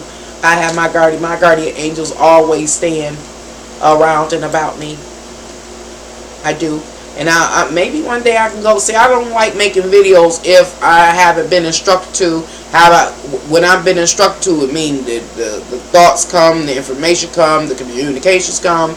I sense it. I see it manifested in my own life, and I know it's time to make a video. But yes, I believe in guardian angels. I believe you believe in angels too. Yeah. And I might talk about that at some point in time. But you say, how Alicia asks, how can you raise your own vibrations positively? Number one, I think is when it comes to raising your vibrations, that's kind of a complex question. But let me use some of the content like offered in this video, as well as stuff from astrology. When an individual begins to learn astrology and they see that, how can I say it, like let's say hypothetically a person is living in poverty or living in extreme wealth.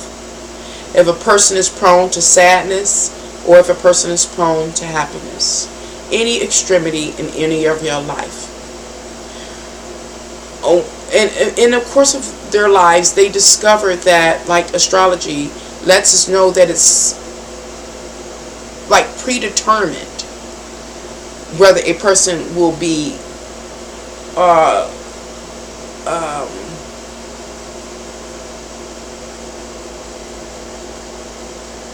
will have to deal with one extremity over the other, or will it be like this intrinsic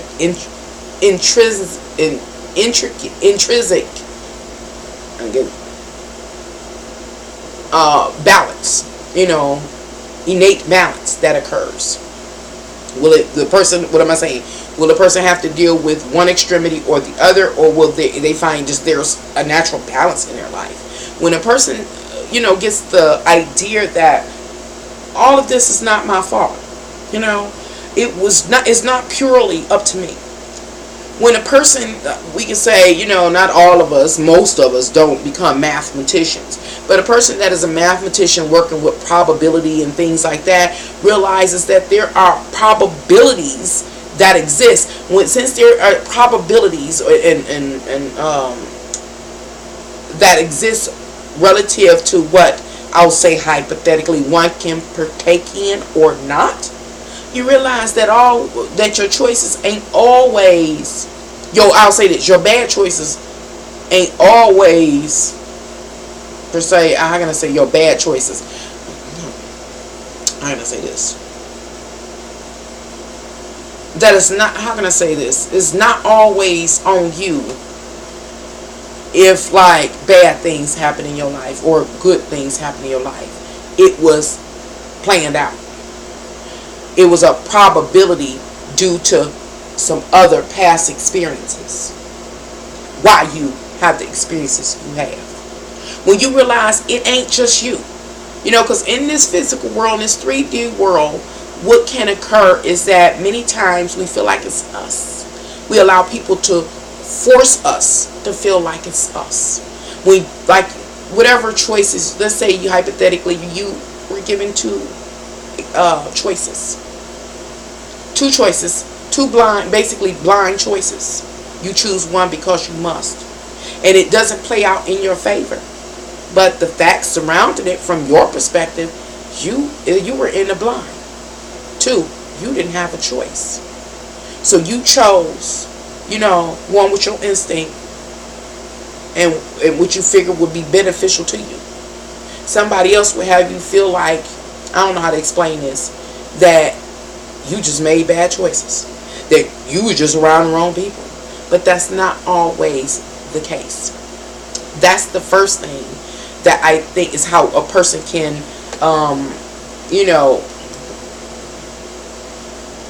help raise their vibrations. Understanding that there is something, greater forces outside of yourself that have that impact your overall life experience. That's number one. Number two is to be able to really look at yourself and be truthful about what you did have power over.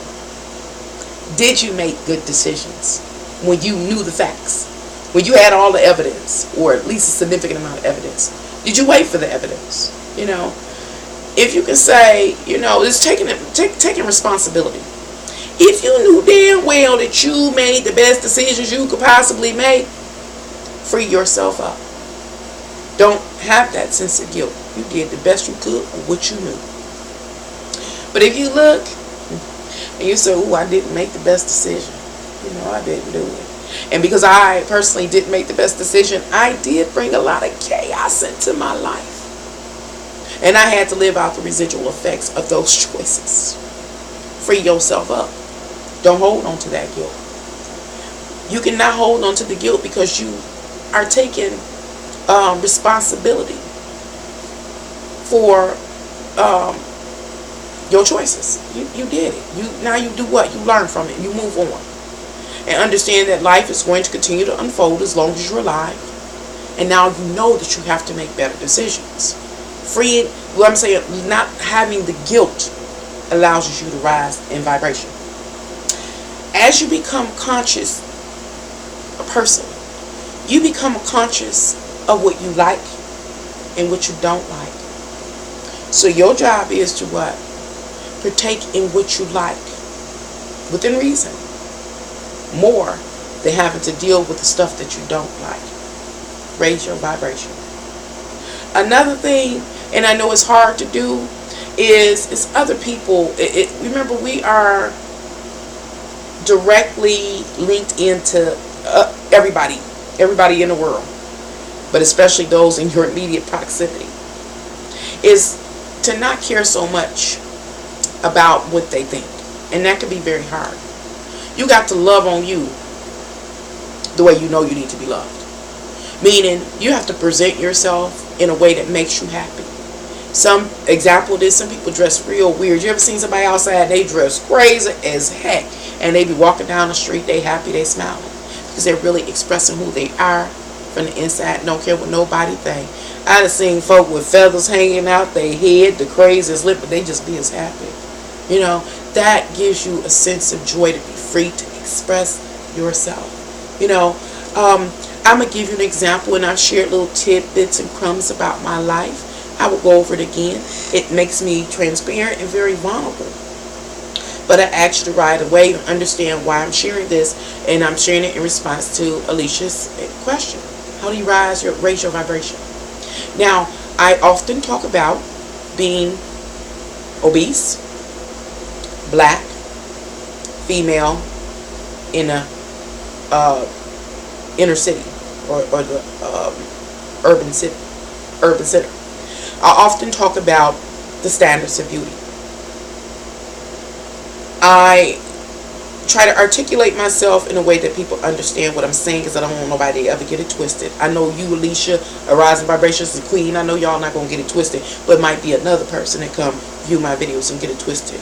So I try to make it clear that even though I do not fit the standard of beauty that has been developed by, we could say, the media, that frames the way people think, especially the opposite sex, men that I love. Minds have been framed to think a particular image is the standard of beauty.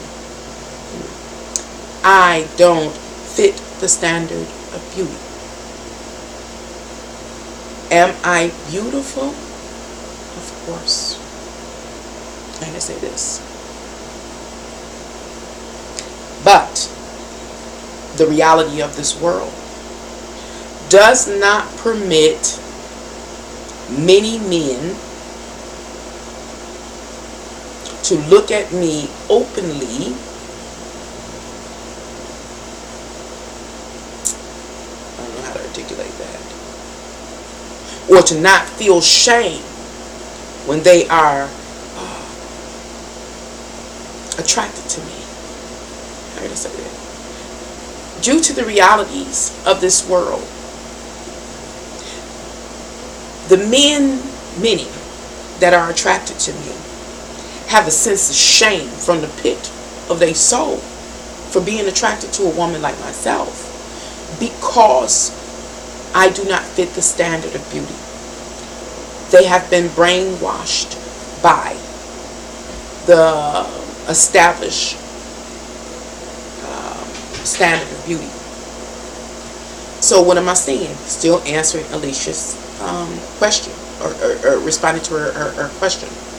So, talking about how can you be joyful. Now, that is an area of life that can be a downer for me, pull down on me, lead me to feel like I'm not beautiful, which would be a lie. To feel, to lose joy because I'm not acknowledged openly and appreciated. How can I say this?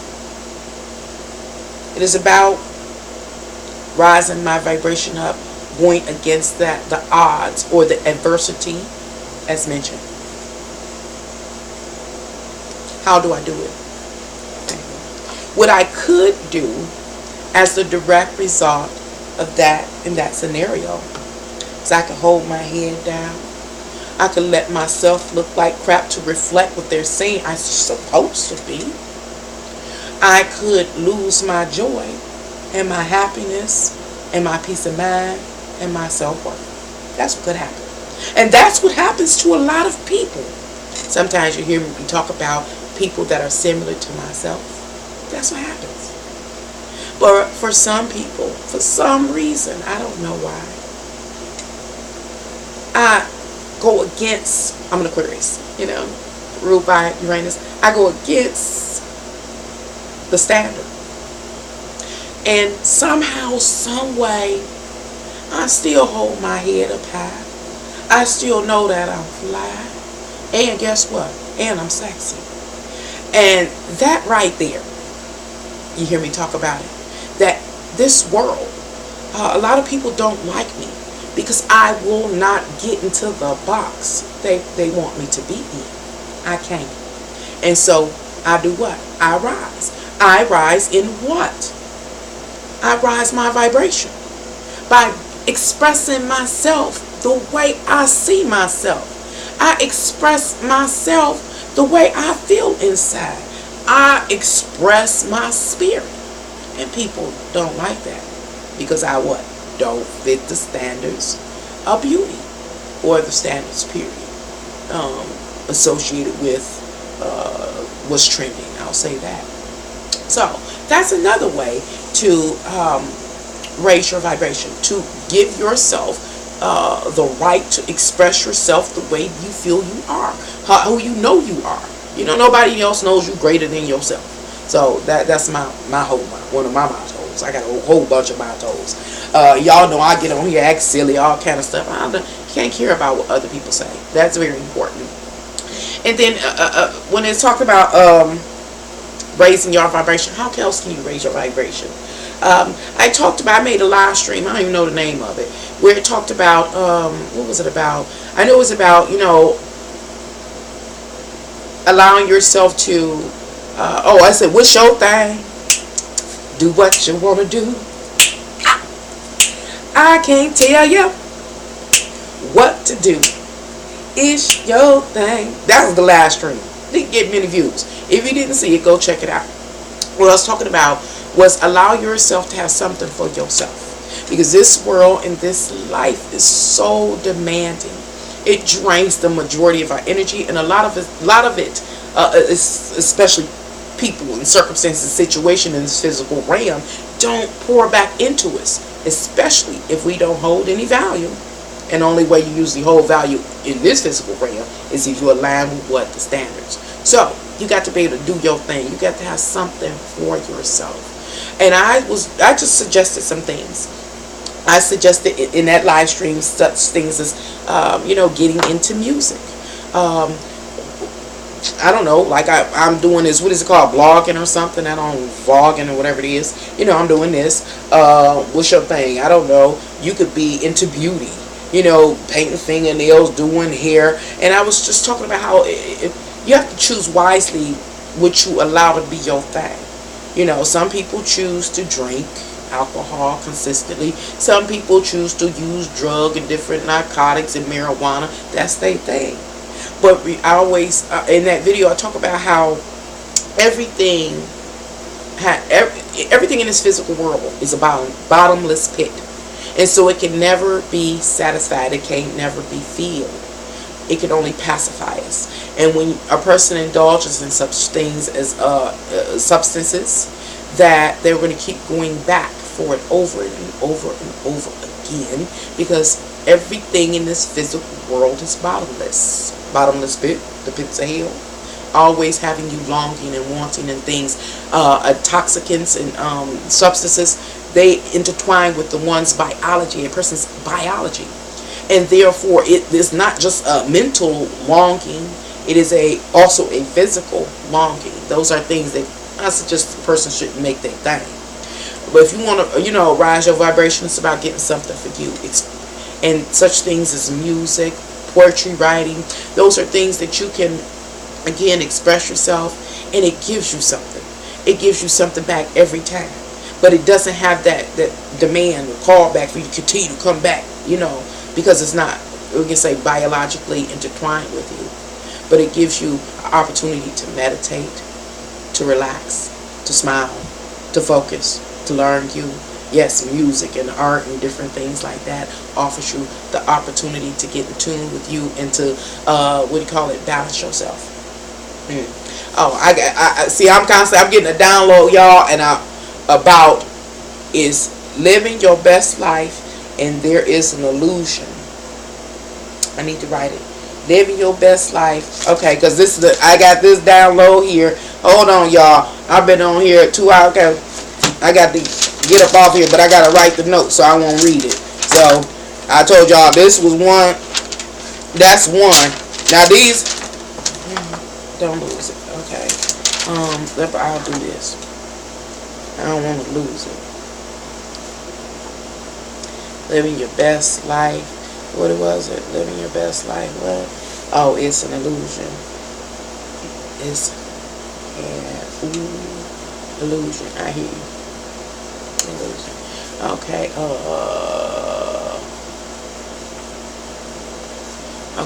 So I just wrote down. Let me tell you what's happening. Let me read the chat. Then I'm gonna tell y'all what's happening to me, mentally, spiritually, all that kind of stuff. Get me so excited.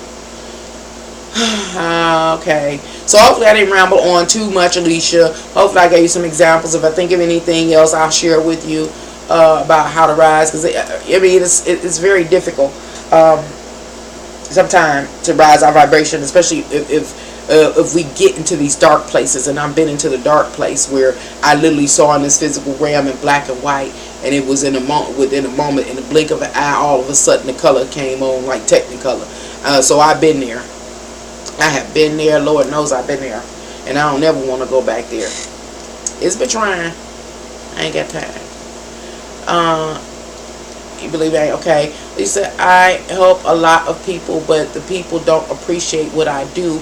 I get people putting me down all the time. And see, that's something that, another thing that we're going to have to gain clarity on, Alicia. And it's one, that's also one of the things that, if you backtrack over the last year, the astrological energies gave us the announcement that the time period had come for us to look at who we interact with. Pay attention to the messages that are delivered here on my channel, because as I've been moving through my channel, I wasn't quite sure where it was going. I kept thinking I was seeing structure. See, what you're experiencing here on my channel, Can Angels Fly Tarot, and not more, is not me constructing it. That's the truth. That's what I'm realizing. It hasn't been me constructing the messages or like that. I'm the vessel to deliver them. And again, I was getting so down. It's not me constructing or organizing my channel. Earlier this year, I think that if I could think of one of the videos that was about it, Alicia, I'll of course refer it to you. But it was about it was a time period in which we were supposed to look at. We were supposed to just partake in the people, the circumstances, and the situations that we found ourselves in. And we were supposed to evaluate ourselves in relationship to them and everything that was, taking place, in order to get an understanding about the role that we play. Like you say, your role is you do a lot for a lot of people. But you're also supposed to be able to get an idea about the people and their unspoken or hidden intents and things like that. You're supposed to come, not you, just all of us, we're supposed to come to understand who's the most appropriate people for us to work with. Who could be more beneficial to us, who, how can I say, and to identify the type of partnerships we were in. Like an example partnership that I recall, one of them is like are you in a relationship or a contract with another in which you are in a utilitarian partnership where one person is using the other. And then it's other partnerships like the CAD where they say two people come together to work on a common theme, but they do so, they work on a common theme, and it's a level of loyalty long as they're working on that common theme or subject matter. But once that is accomplished, then they don't have any loyalty to each other and will split or whatever. It is to be determined at that point. And so we're supposed to evaluate the partnerships and stuff. And so why do I bring up those videos that had to do with that was 7th house matters. Those are Libra 7th house matters, contract matters, whether it's personal or professional, social interactions and the exchanges that we have, and the terms and conditions we submit to each other, whether they're spoken or unspoken. Why is that important? Why am I pointing it out? Because right now, Alicia, you are like kind of running behind schedule. You're running behind schedule. Catch up. As these are things that you should already have addressed. Take time to really look at it. And so see how it's on you, pressing right now.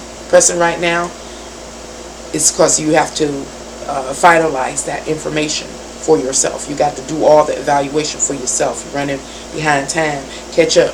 Get it together.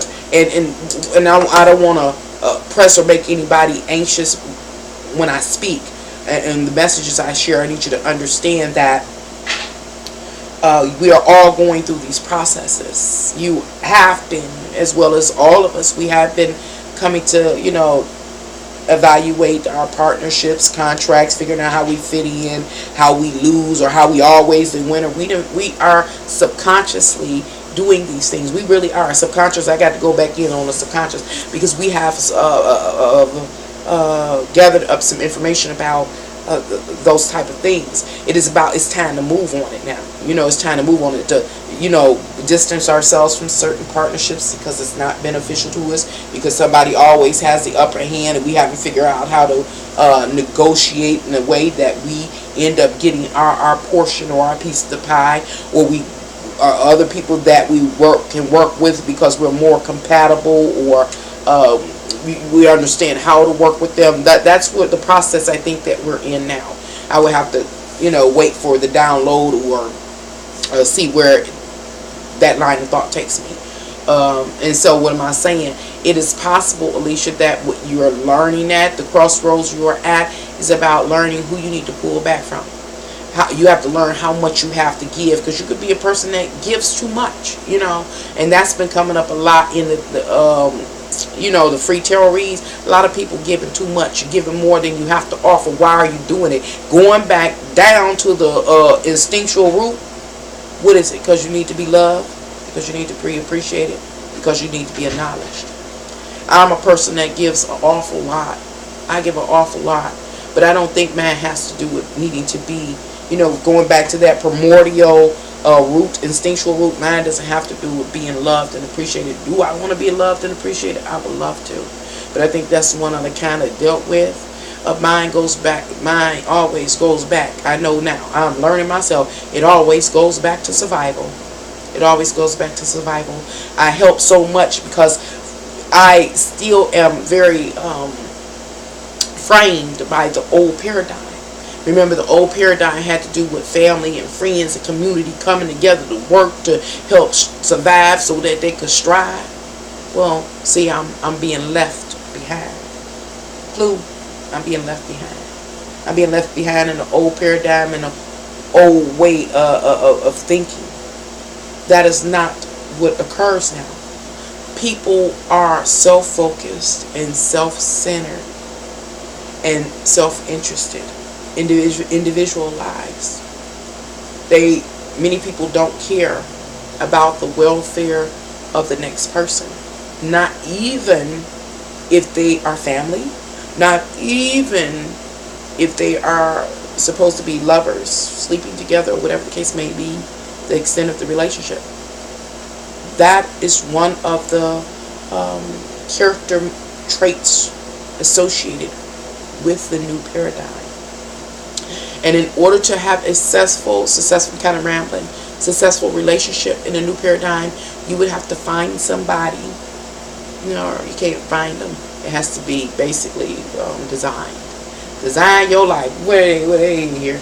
Design your life. Your life has to be predetermined to, be able to meet somebody that's like that still is a part of the old paradigm. And in your little niche, your little corner, you can have your private intimacy. That'll be okay. But then even if the couple is, they're,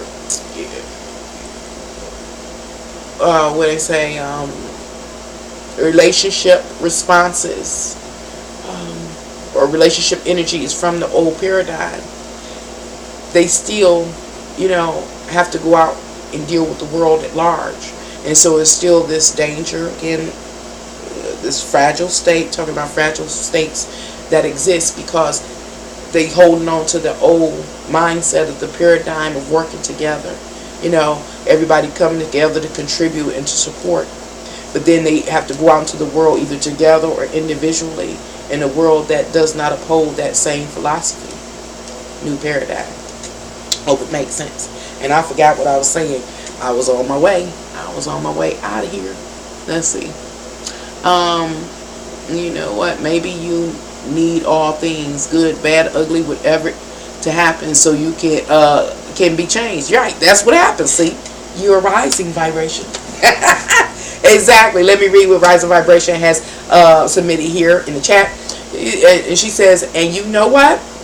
Maybe you need all things, good, bad, ugly, whatever, to happen so you can be changed.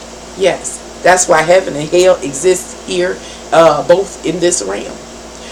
Maybe it impacts the brain, your perception. Yep, whatever. What doesn't kill you makes you what? Stronger. Yep, strong. But it is more than that. We don't understand everything about how the brain works. Sure enough, don't. We are learning a little bit at a time.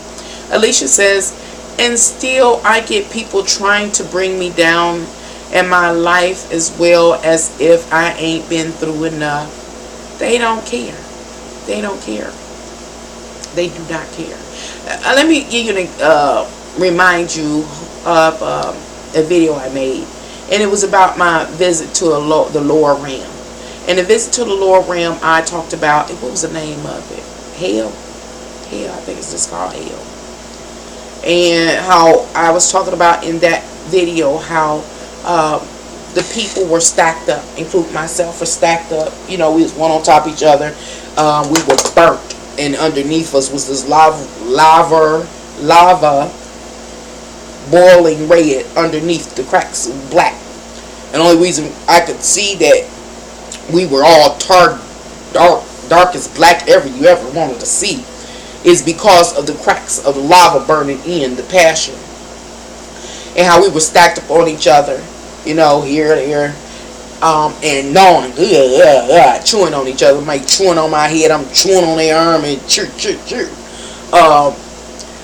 I bring that particular experience up, visiting that other realm, because while in that experience I had to be awakened. Like we have to be awakened in this realm. I was awakened by an outside force, a more divine force that allowed me to be awakened in that realm. Because one of the experiences in that realm is that you weren't aware that you were asleep. Like we're not aware we're asleep in this realm. You weren't aware that we were asleep in that realm, and that we were performing those things like gnawing on each other. We weren't aware that we were inflamed with passion, and it looked like lava boiling underneath our tar black silhouette. We weren't aware. We weren't aware that the gnawing was the longing and the desire and you know, the unsatisfied aspects of ourselves. We didn't know that. So we were, what am I saying? We were just impulsively from the subconscious gnawing and chewing on each other and longing. It was this sense of endless longing. It was this endless longing. Remember when I visited the higher realm above, it was this sense of complete satisfaction. There was no longing. The realm below was this consistent longing that was never fulfilled. It was crazy. That was the craziest experience. And I bring that up. Gosh dang it, I speak so much sometimes I forget. Let me read your comment again, Alicia, and maybe it'll remind me. And still I get people trying to bring me down, and my life. Oh, people don't care. People don't care. In that lower realm, even though I was over somebody gnawing on them, even though somebody was gnawing on my head and my arm, and I didn't know I was gnawing on them. I didn't know that they were there. They were on my head. I didn't know that they were there. They didn't know. This is what I was awakened to be able to see and interpret it. They didn't know Nancy was here. The little black shadow that was going on in there. They didn't know I was here. I was irrelevant to them.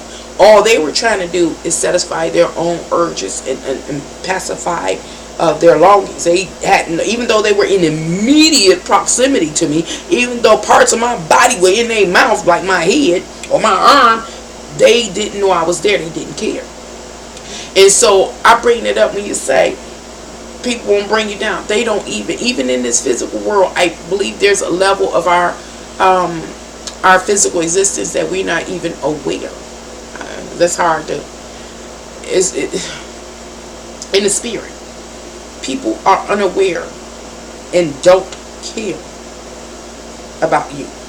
And it's not just you, it's about the next person. Because we are, remember, this is a time that offers the individuals that create humanity the opportunity to ascend. The opportunity is being offered because the individuals that create humanity have done the works that warrant dissension. So we are in a descended position. And in that descended position, like on the cusp of going down to the lower realm, while in this physical world, we don't recognize another's pain. We don't recognize another's sacrifice. We don't recognize another's needs, emotional needs or worries. We don't recognize any of that. And so we don't try to assist another. Remember, we're also moving into a new paradigm. We don't offer our assistance. And so, what am I suggesting, Alicia? I'm suggesting that the awareness that about the reality of our physical realm at this point in time, that you exist here, you must be aware. The sooner you allow yourself to be aware and accept what you are seeing and experiencing, frees you up from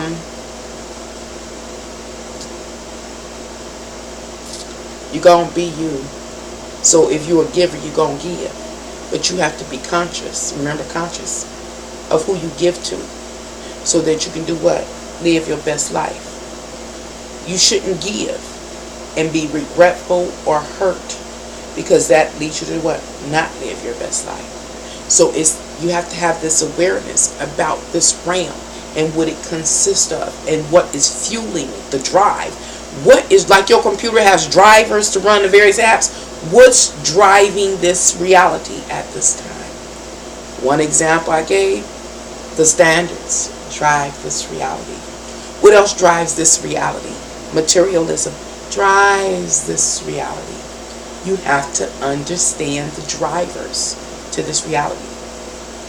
And if your drive, what drives you is different.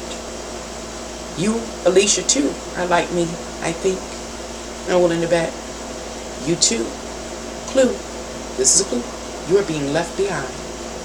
You are being left behind in the old paradigm. Remember, the old paradigm, them folks cared about each other. Them folks worked together to help each other survive. And so those people would be more considerate of each other, because they know they have to deal with each other every day, all day long. Otherwise, they would not survive this realm. That is a part of the old paradigm. If you find that those are the kind of works you do, you can identify that you are still in the old paradigm. But if you can walk past a starving child, someone hungry, then you can recognize that you are fully inside the new paradigm. Living guilt-free. There's no guilt. If you are guilty, if you feel guilty, then you are a part of the old paradigm. You know what I'm saying? I'm going to have to go in deep. I don't want to jump the gun before receiving the message. But I think you get what I'm saying. And so, in short, what am I saying, Alicia, or suggesting? That you have to be very conscious, not subconsciously, moving forth and reacting like, oh, I got to help them from a low state. No, you have to be conscious about who you help and why you're helping them. You know, people will use that against you. That's, use you, find it as a weakness, milk you, new paradigm, what they call it, technique, you know. And I'm going to let the new paradigm go, because it got to be something positive about the new paradigm. It's very free and liberating. You can do what you want. But we'll talk about that when the time it comes. So let me see what y'all talking about. It says, thank you, Rise Vibrations. Yep. Hey, Miss Nancy, you are beautiful as you are. Thank you, Evelyn. Rise Vibration, use the imagination dream. even when things are crappy and miserable, daydream. How about you would like to be when you are good in life? Do it even more. That's right. Do it even more. And yeah, the imagination, getting yourself, imagining your world, creating that vision. What they say, the vision in the sky. Just keep being yourself. Thank you, okay. Where am I at? Yeah, you are right. Thanks for your words of wisdom. Time to change up things for good. Thanks, Nancy. A little bit at a time. It's going to happen. I get it now, Nancy. I'm aware of my surroundings, and I got to change it. A little bit at a time. Yep. Let's see. Oh, another thing that I want to talk about before I get off of here. I really enjoyed y'all once again. Please like, share, and if you haven't already, subscribe. Hit the bell. Love offers to my PayPal me link or Cash at me below this. Feel free to order your own personal reading at canangelsflytarot1@gmail.com. I just want to talk briefly about the various downloads I received in order, if I can recall them. One started yesterday. That's the one that started my drive and initiated me into research and getting on here today and things like that. It was about the pyramids.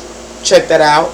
I sat for a while and received more information about the pyramids. Hey, God, I wrote it down. It's over there. I forgot. And so it kept that finalized, gave me more information on the pyramids and what they are. Originally, remember that the pyramids were a divine response. How can I say it? At some point in time, some beings or humans that lived, in the individuals that lived at a particular point in the history of humanity, received their download, and they were instructed to create the pyramid. The pyramid is the pyramid is a representation of a planned global social organization and distribution blueprint. That's what the pyramid is. Originally, the pyramid was created and built all over the world as a storehouse for the natural resources associated with any region. Because the pyramid was a reminder, as well as an active functioning a vault for the natural resources in that area, primary resources in that area, to ensure the livelihood of those in that region.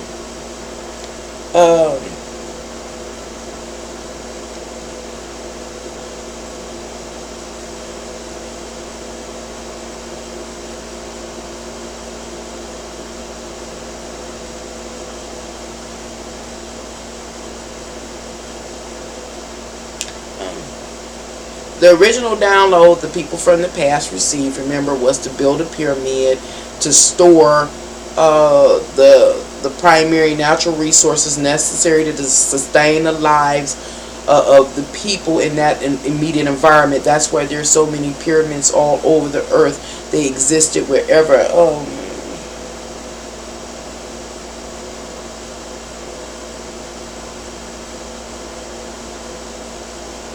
Like the concentration of a group, we'll say, of people, lived. And so that was like the storehouse, the surplus. But it was like what I'm trying to do. That was the physical functioning reason for the pyramid. But then there was what they call like the metaphysical like symbolism or to like a physical need. It's a physical need, to sustain one's life, and the pyramid was a metaphysical manifestation, and it was also like a reminder to that like the, you know how the rainbow, the arc of the, they talk about the rainbow is a promise. The pyramid is that as well, to let civilization know that their concern was answered by divinity. So what is the rainbow? It's a symbol of a promise. The rainbow itself biblically reminds a person that there was something that humans had to overcome or were confronted with, and how they were successfully able to overcome it, and it was the promise of renewal. That's the same symbolism the pyramid holds. And it, what was it? Let's see. It is and so that's the same thing the pyramid holds. What's one more thing? It was some other stuff, but this is one I wanted to share. Is that that pyramid, the highest expression of it, the divine expression of it, the divine manifestation of it, the beauty, you know, the beauty of it, you know, being one of the 7 wonders of the world, just the Egyptian one, 7 wonders of the world, the beauty of it.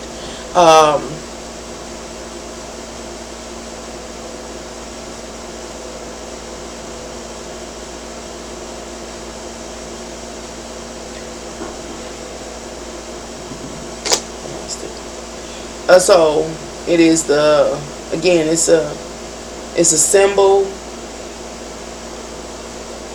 that humanity's concern was answered about their livelihood. The pyramid allowed them to store up the surplus necessary to assure that they would not starve to death.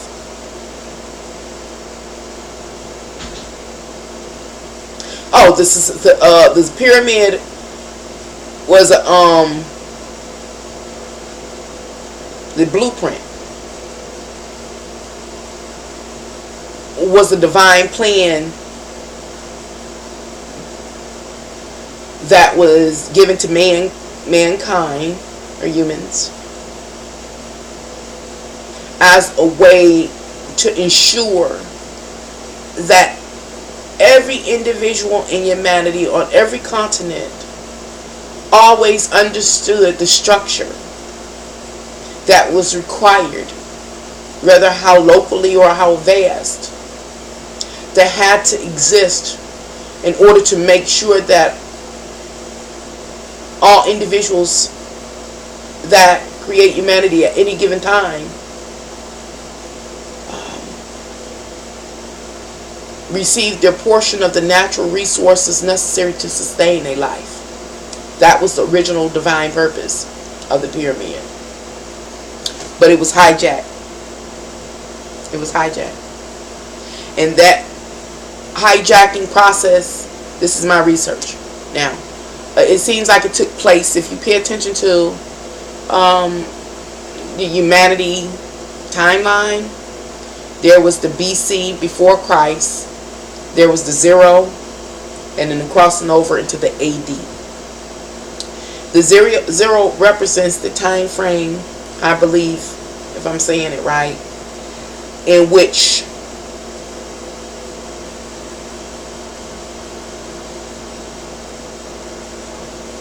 that divine blueprint was hijacked and corrupted from the 0 point.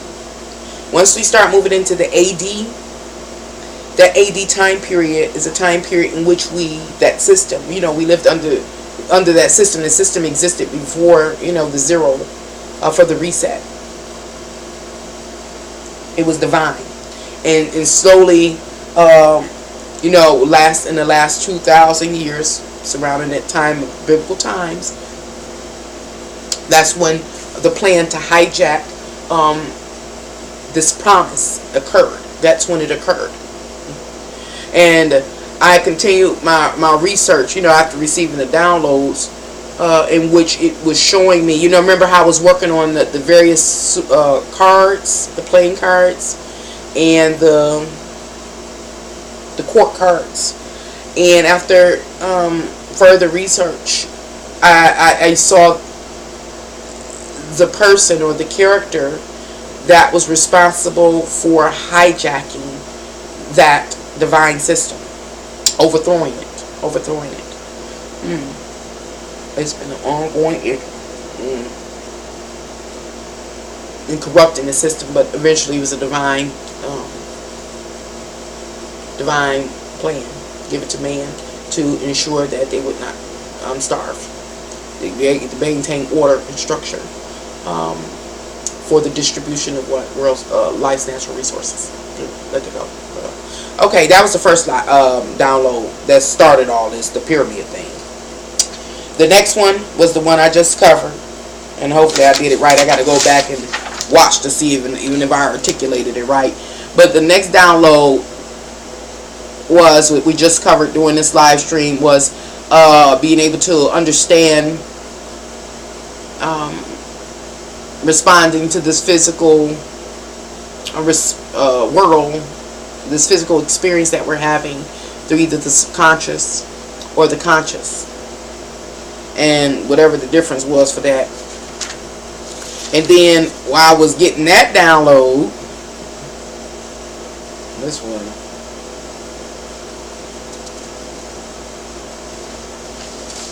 I received, oh yeah, this one, and it was talking about how it's time to really see if you accepted or paid out any wooden nickels or false information or teachings to anybody that's been up under your care. And these are the questions. What time is it?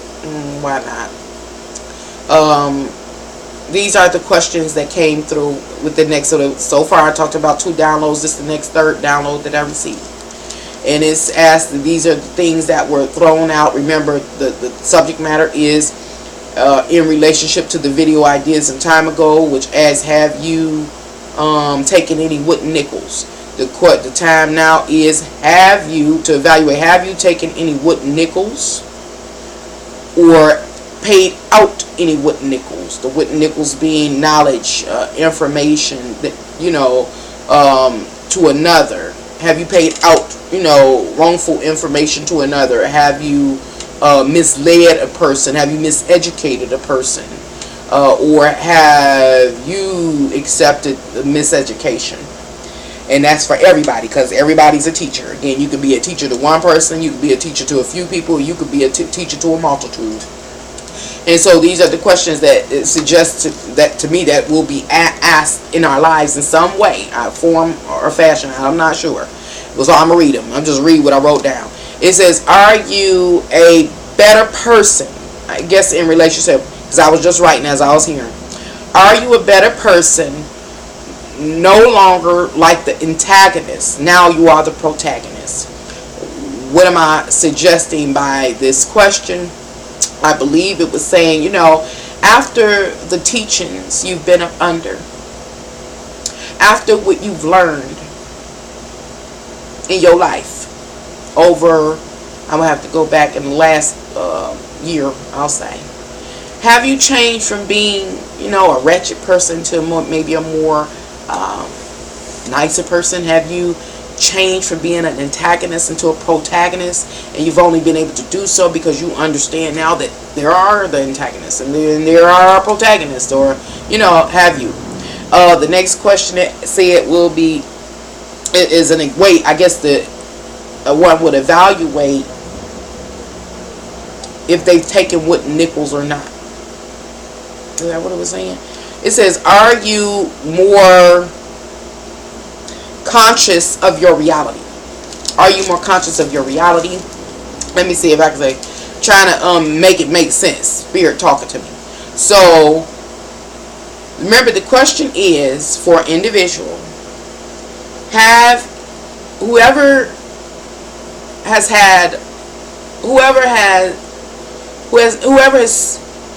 taught you anything, I don't care in what area of life, has it led to a positive change in your life one way or another? That's how you evaluate if you have received real nickels or wooden nickels. And so example questions that once one answers will reveal if they were receiving real nickels or wooden nickels. I don't know. Let's see. Again, these are example questions. I think that's how Spirit was saying it. Are you a better person? No longer possibly the antagonist, but now the protagonist? Or are you, because I have it written somewhere else, are you now aware that you are the antagonist and you are right with it? You know, that kind of thing. The next question is, are you more conscious of your reality and how your reality is created? The next question is, I heard, is, are you less reactive to outside stimuli? Meaning you think more. You think of things more through. That kind of relates to this one. The next question I heard is, are you aware that your soul matters? And when I heard that question, I was like, well, heck, some folk I don't think knew if they had a soul or not. So the question, have you become aware that you have a soul?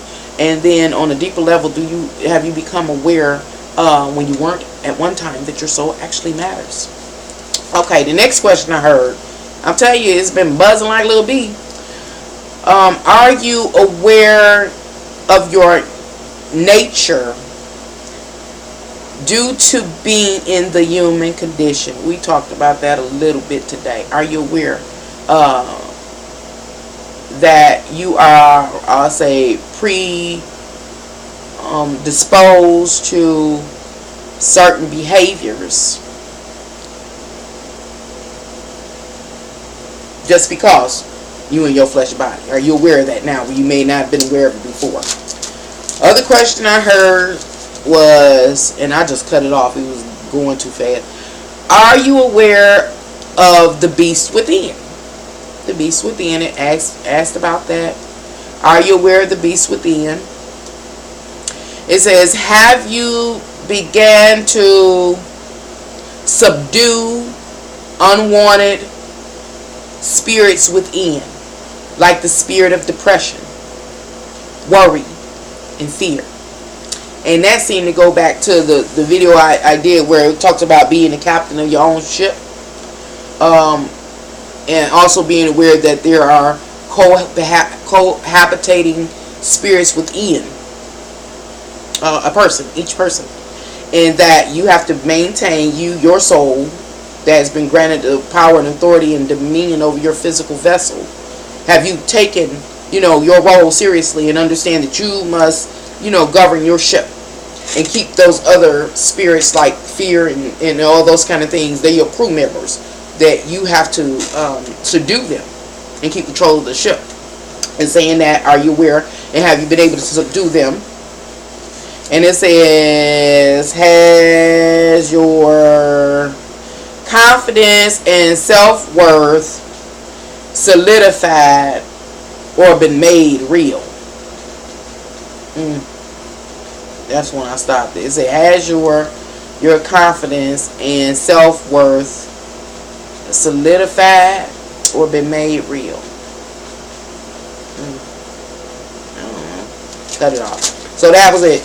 And then the last one, since I've been on here, because it has still been chattering, and then I'm going to let y'all go, it start talking about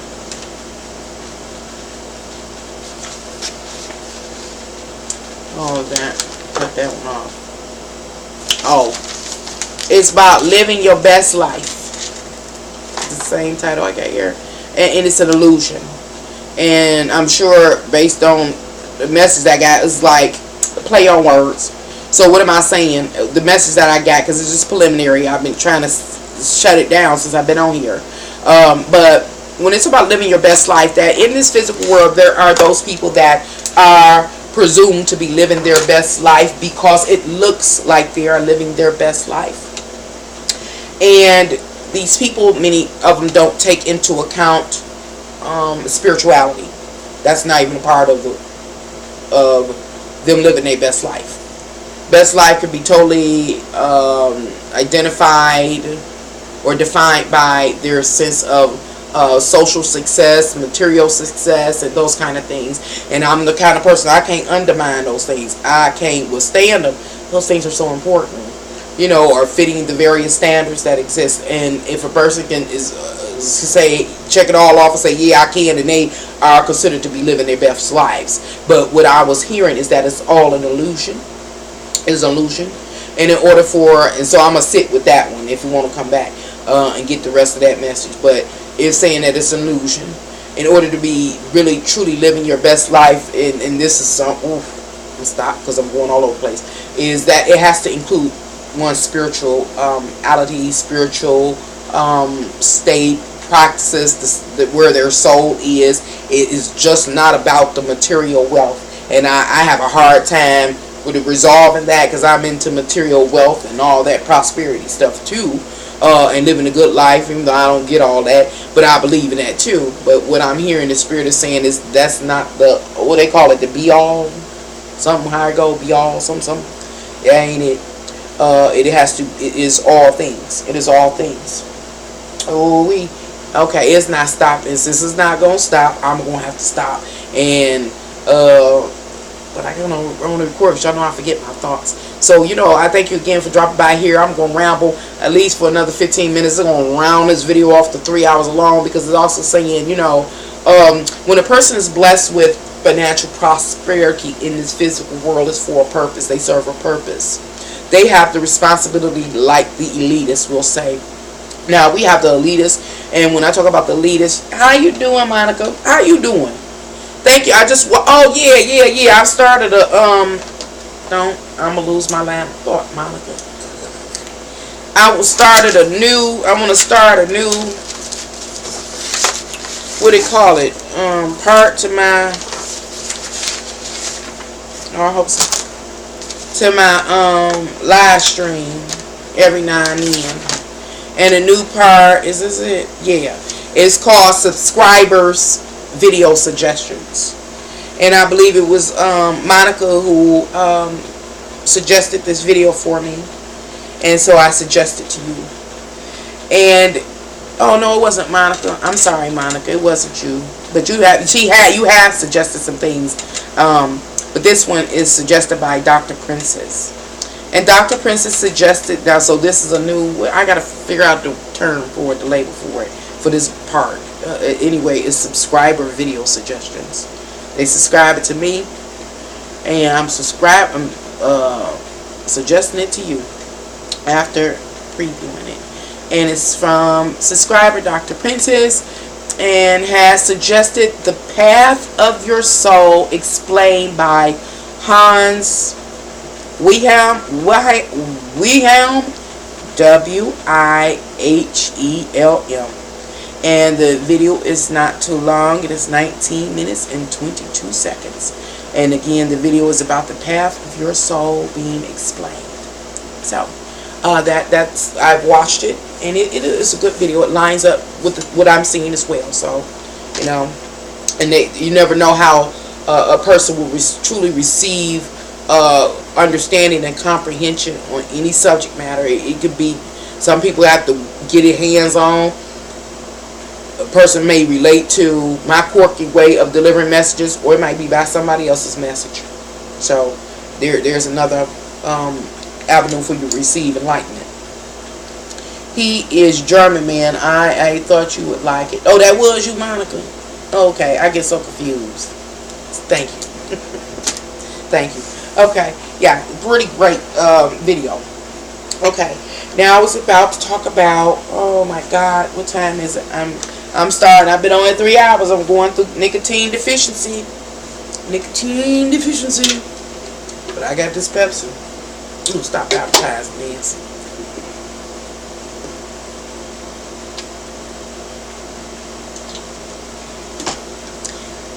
I gotta stop advertising. See, these people know what they doing.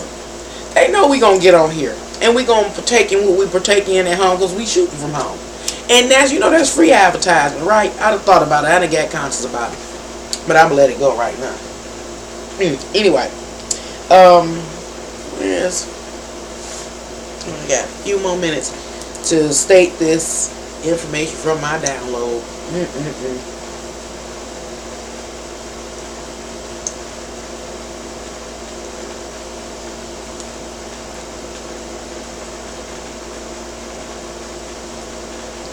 Okay, where my paper? Where my tissue? Okay, what was the download? Where was we at?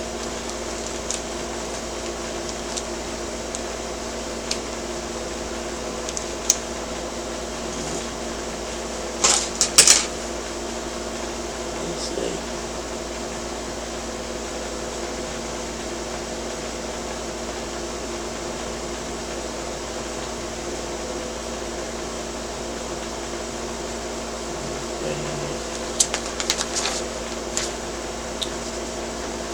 You have anything else, Divinity, that you would like to say? Be quiet and forever hold your peace. That was not it. Oh, living your best life. That's what it was. It's under here, living your best life. Okay. Now I can finish speaking. The illusion. I can use them. It was quite. Hold on, y'all. Yeah.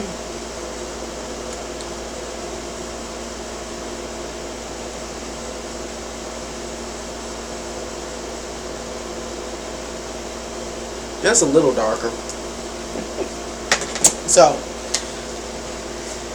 what am I doing here?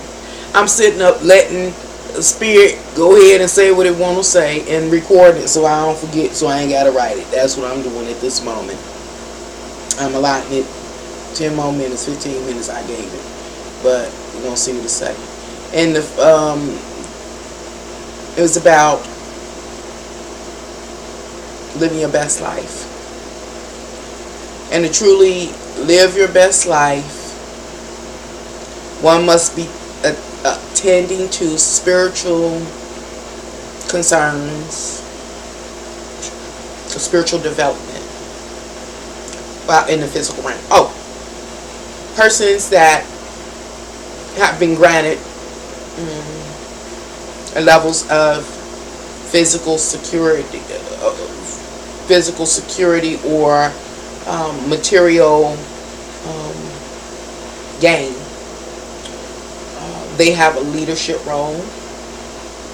See, we so far from the original design, far away from the original design. And so, like the elitist, those folks that I talk about that are born privileged, they have global responsibility, where I'll say a person like Oprah has a more localized responsibility. Where might a person such as Oprah be held or expected to be responsible? It could be from the area from which she, grew, like a flower, a wild plant or weed. She grew from a particular location or area. I don't know. I'm in Detroit, Michigan. I think Magic Johnson, what was his name? Joe Dumars. They're from here. They had their moments of fame. I'm just plucking things out my mind. They were allowed their level of success and financial gain for the purpose of tending to the root where they come from. Like if it was, the local Michigan, Detroit area. A person might be from, Sunnyside, California, whatever it's called, from the root. You are expected to go back there and to invest. We're so far, I can't see the whole thing, but we're so far from the original design. But a lot of those people that have been allotted, a level of success in their life. Um, wow. Okay.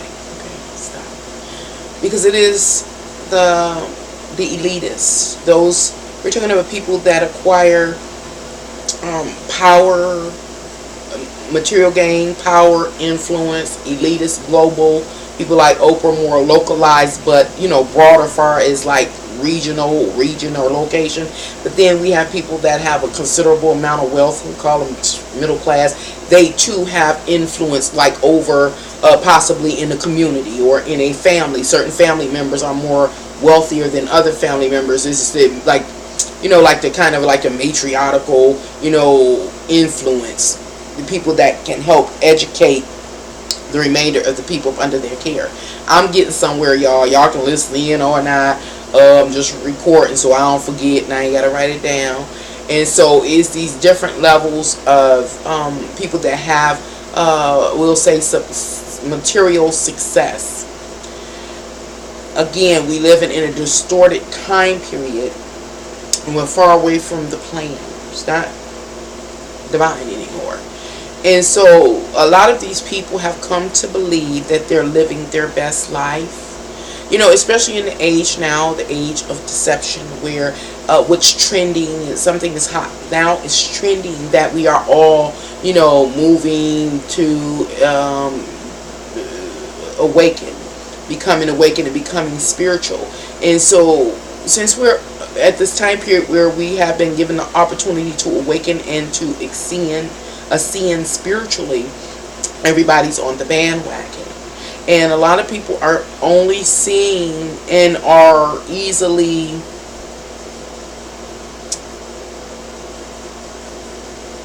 influenced, because that's what the person's spirit they carry anyway makes sense. They are easily influenced by those that hold the material, again, success and power and persuasion. That's a part of their gift anyway. And so those that are up under their care or would be up under their care are still up under their care, but being led to believe that that is spirituality, that is spiritual ascension, to be able to live your best life. And to live your best life, you got to be materially successful, that you have to be totally healthy, that you got to be driving the best car, or not working, or having the best job, or I don't know, being chiseled out, or being the most intellectual person, or living in the best house, or being able to travel across the world, having a big savings account, having the perfect children, means that you are spiritually on the evolving side. And it is not. That is an illusion.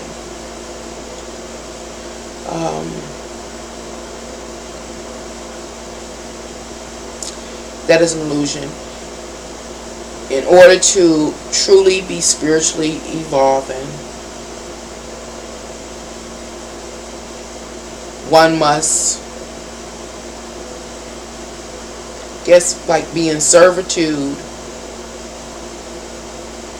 One must also answer their call to duty.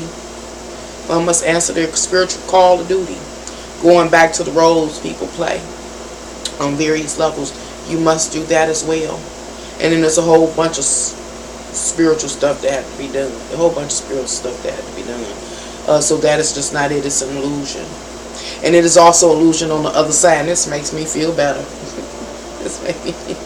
Is that it? Just go back to that Bible verse where it says it's easier for a camel to move. It's easier for a camel to get through a eye of a needle than for a rich man to get in heaven. Understand? These are not things I ever thought about, but what is that saying? It's saying that there are people that seem lowly in the physical realm as far as materialism. They may not have as much money or much influence or things like that, but due to the hardships they have faced, they have had to look into the subconscious and learn the subconscious realm well, and as a result, they have gained a level of what they call like spiritual wealth.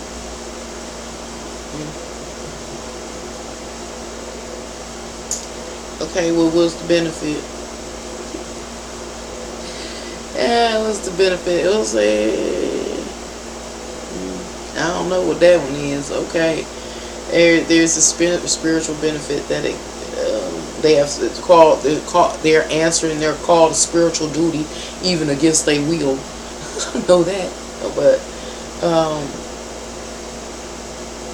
but there's an illusion there, and I ain't gonna listen to that crap.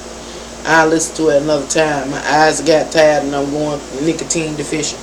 So I'm going to let y'all go right here, y'all. It's at the 3 hour mark, on point. Until next time. Wait a minute. I got to read and then I'll let you go.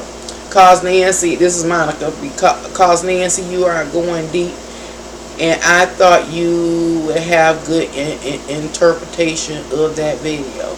I do. He and I basically have the same work. He was what they call it, compressed into his 19-minute video, and you know I'm long-winded, so each of those things I have broke up and talked about. So yeah, everybody can watch his to see what I talked about, broken down in all different types of parts. His is a composition of the same work. Thank you, Monica. Thank you all for dropping by here to Can Angels Fly Tarot Live. Until next time, bye y'all. Maybe tonight I'll be going live. Watch the bell.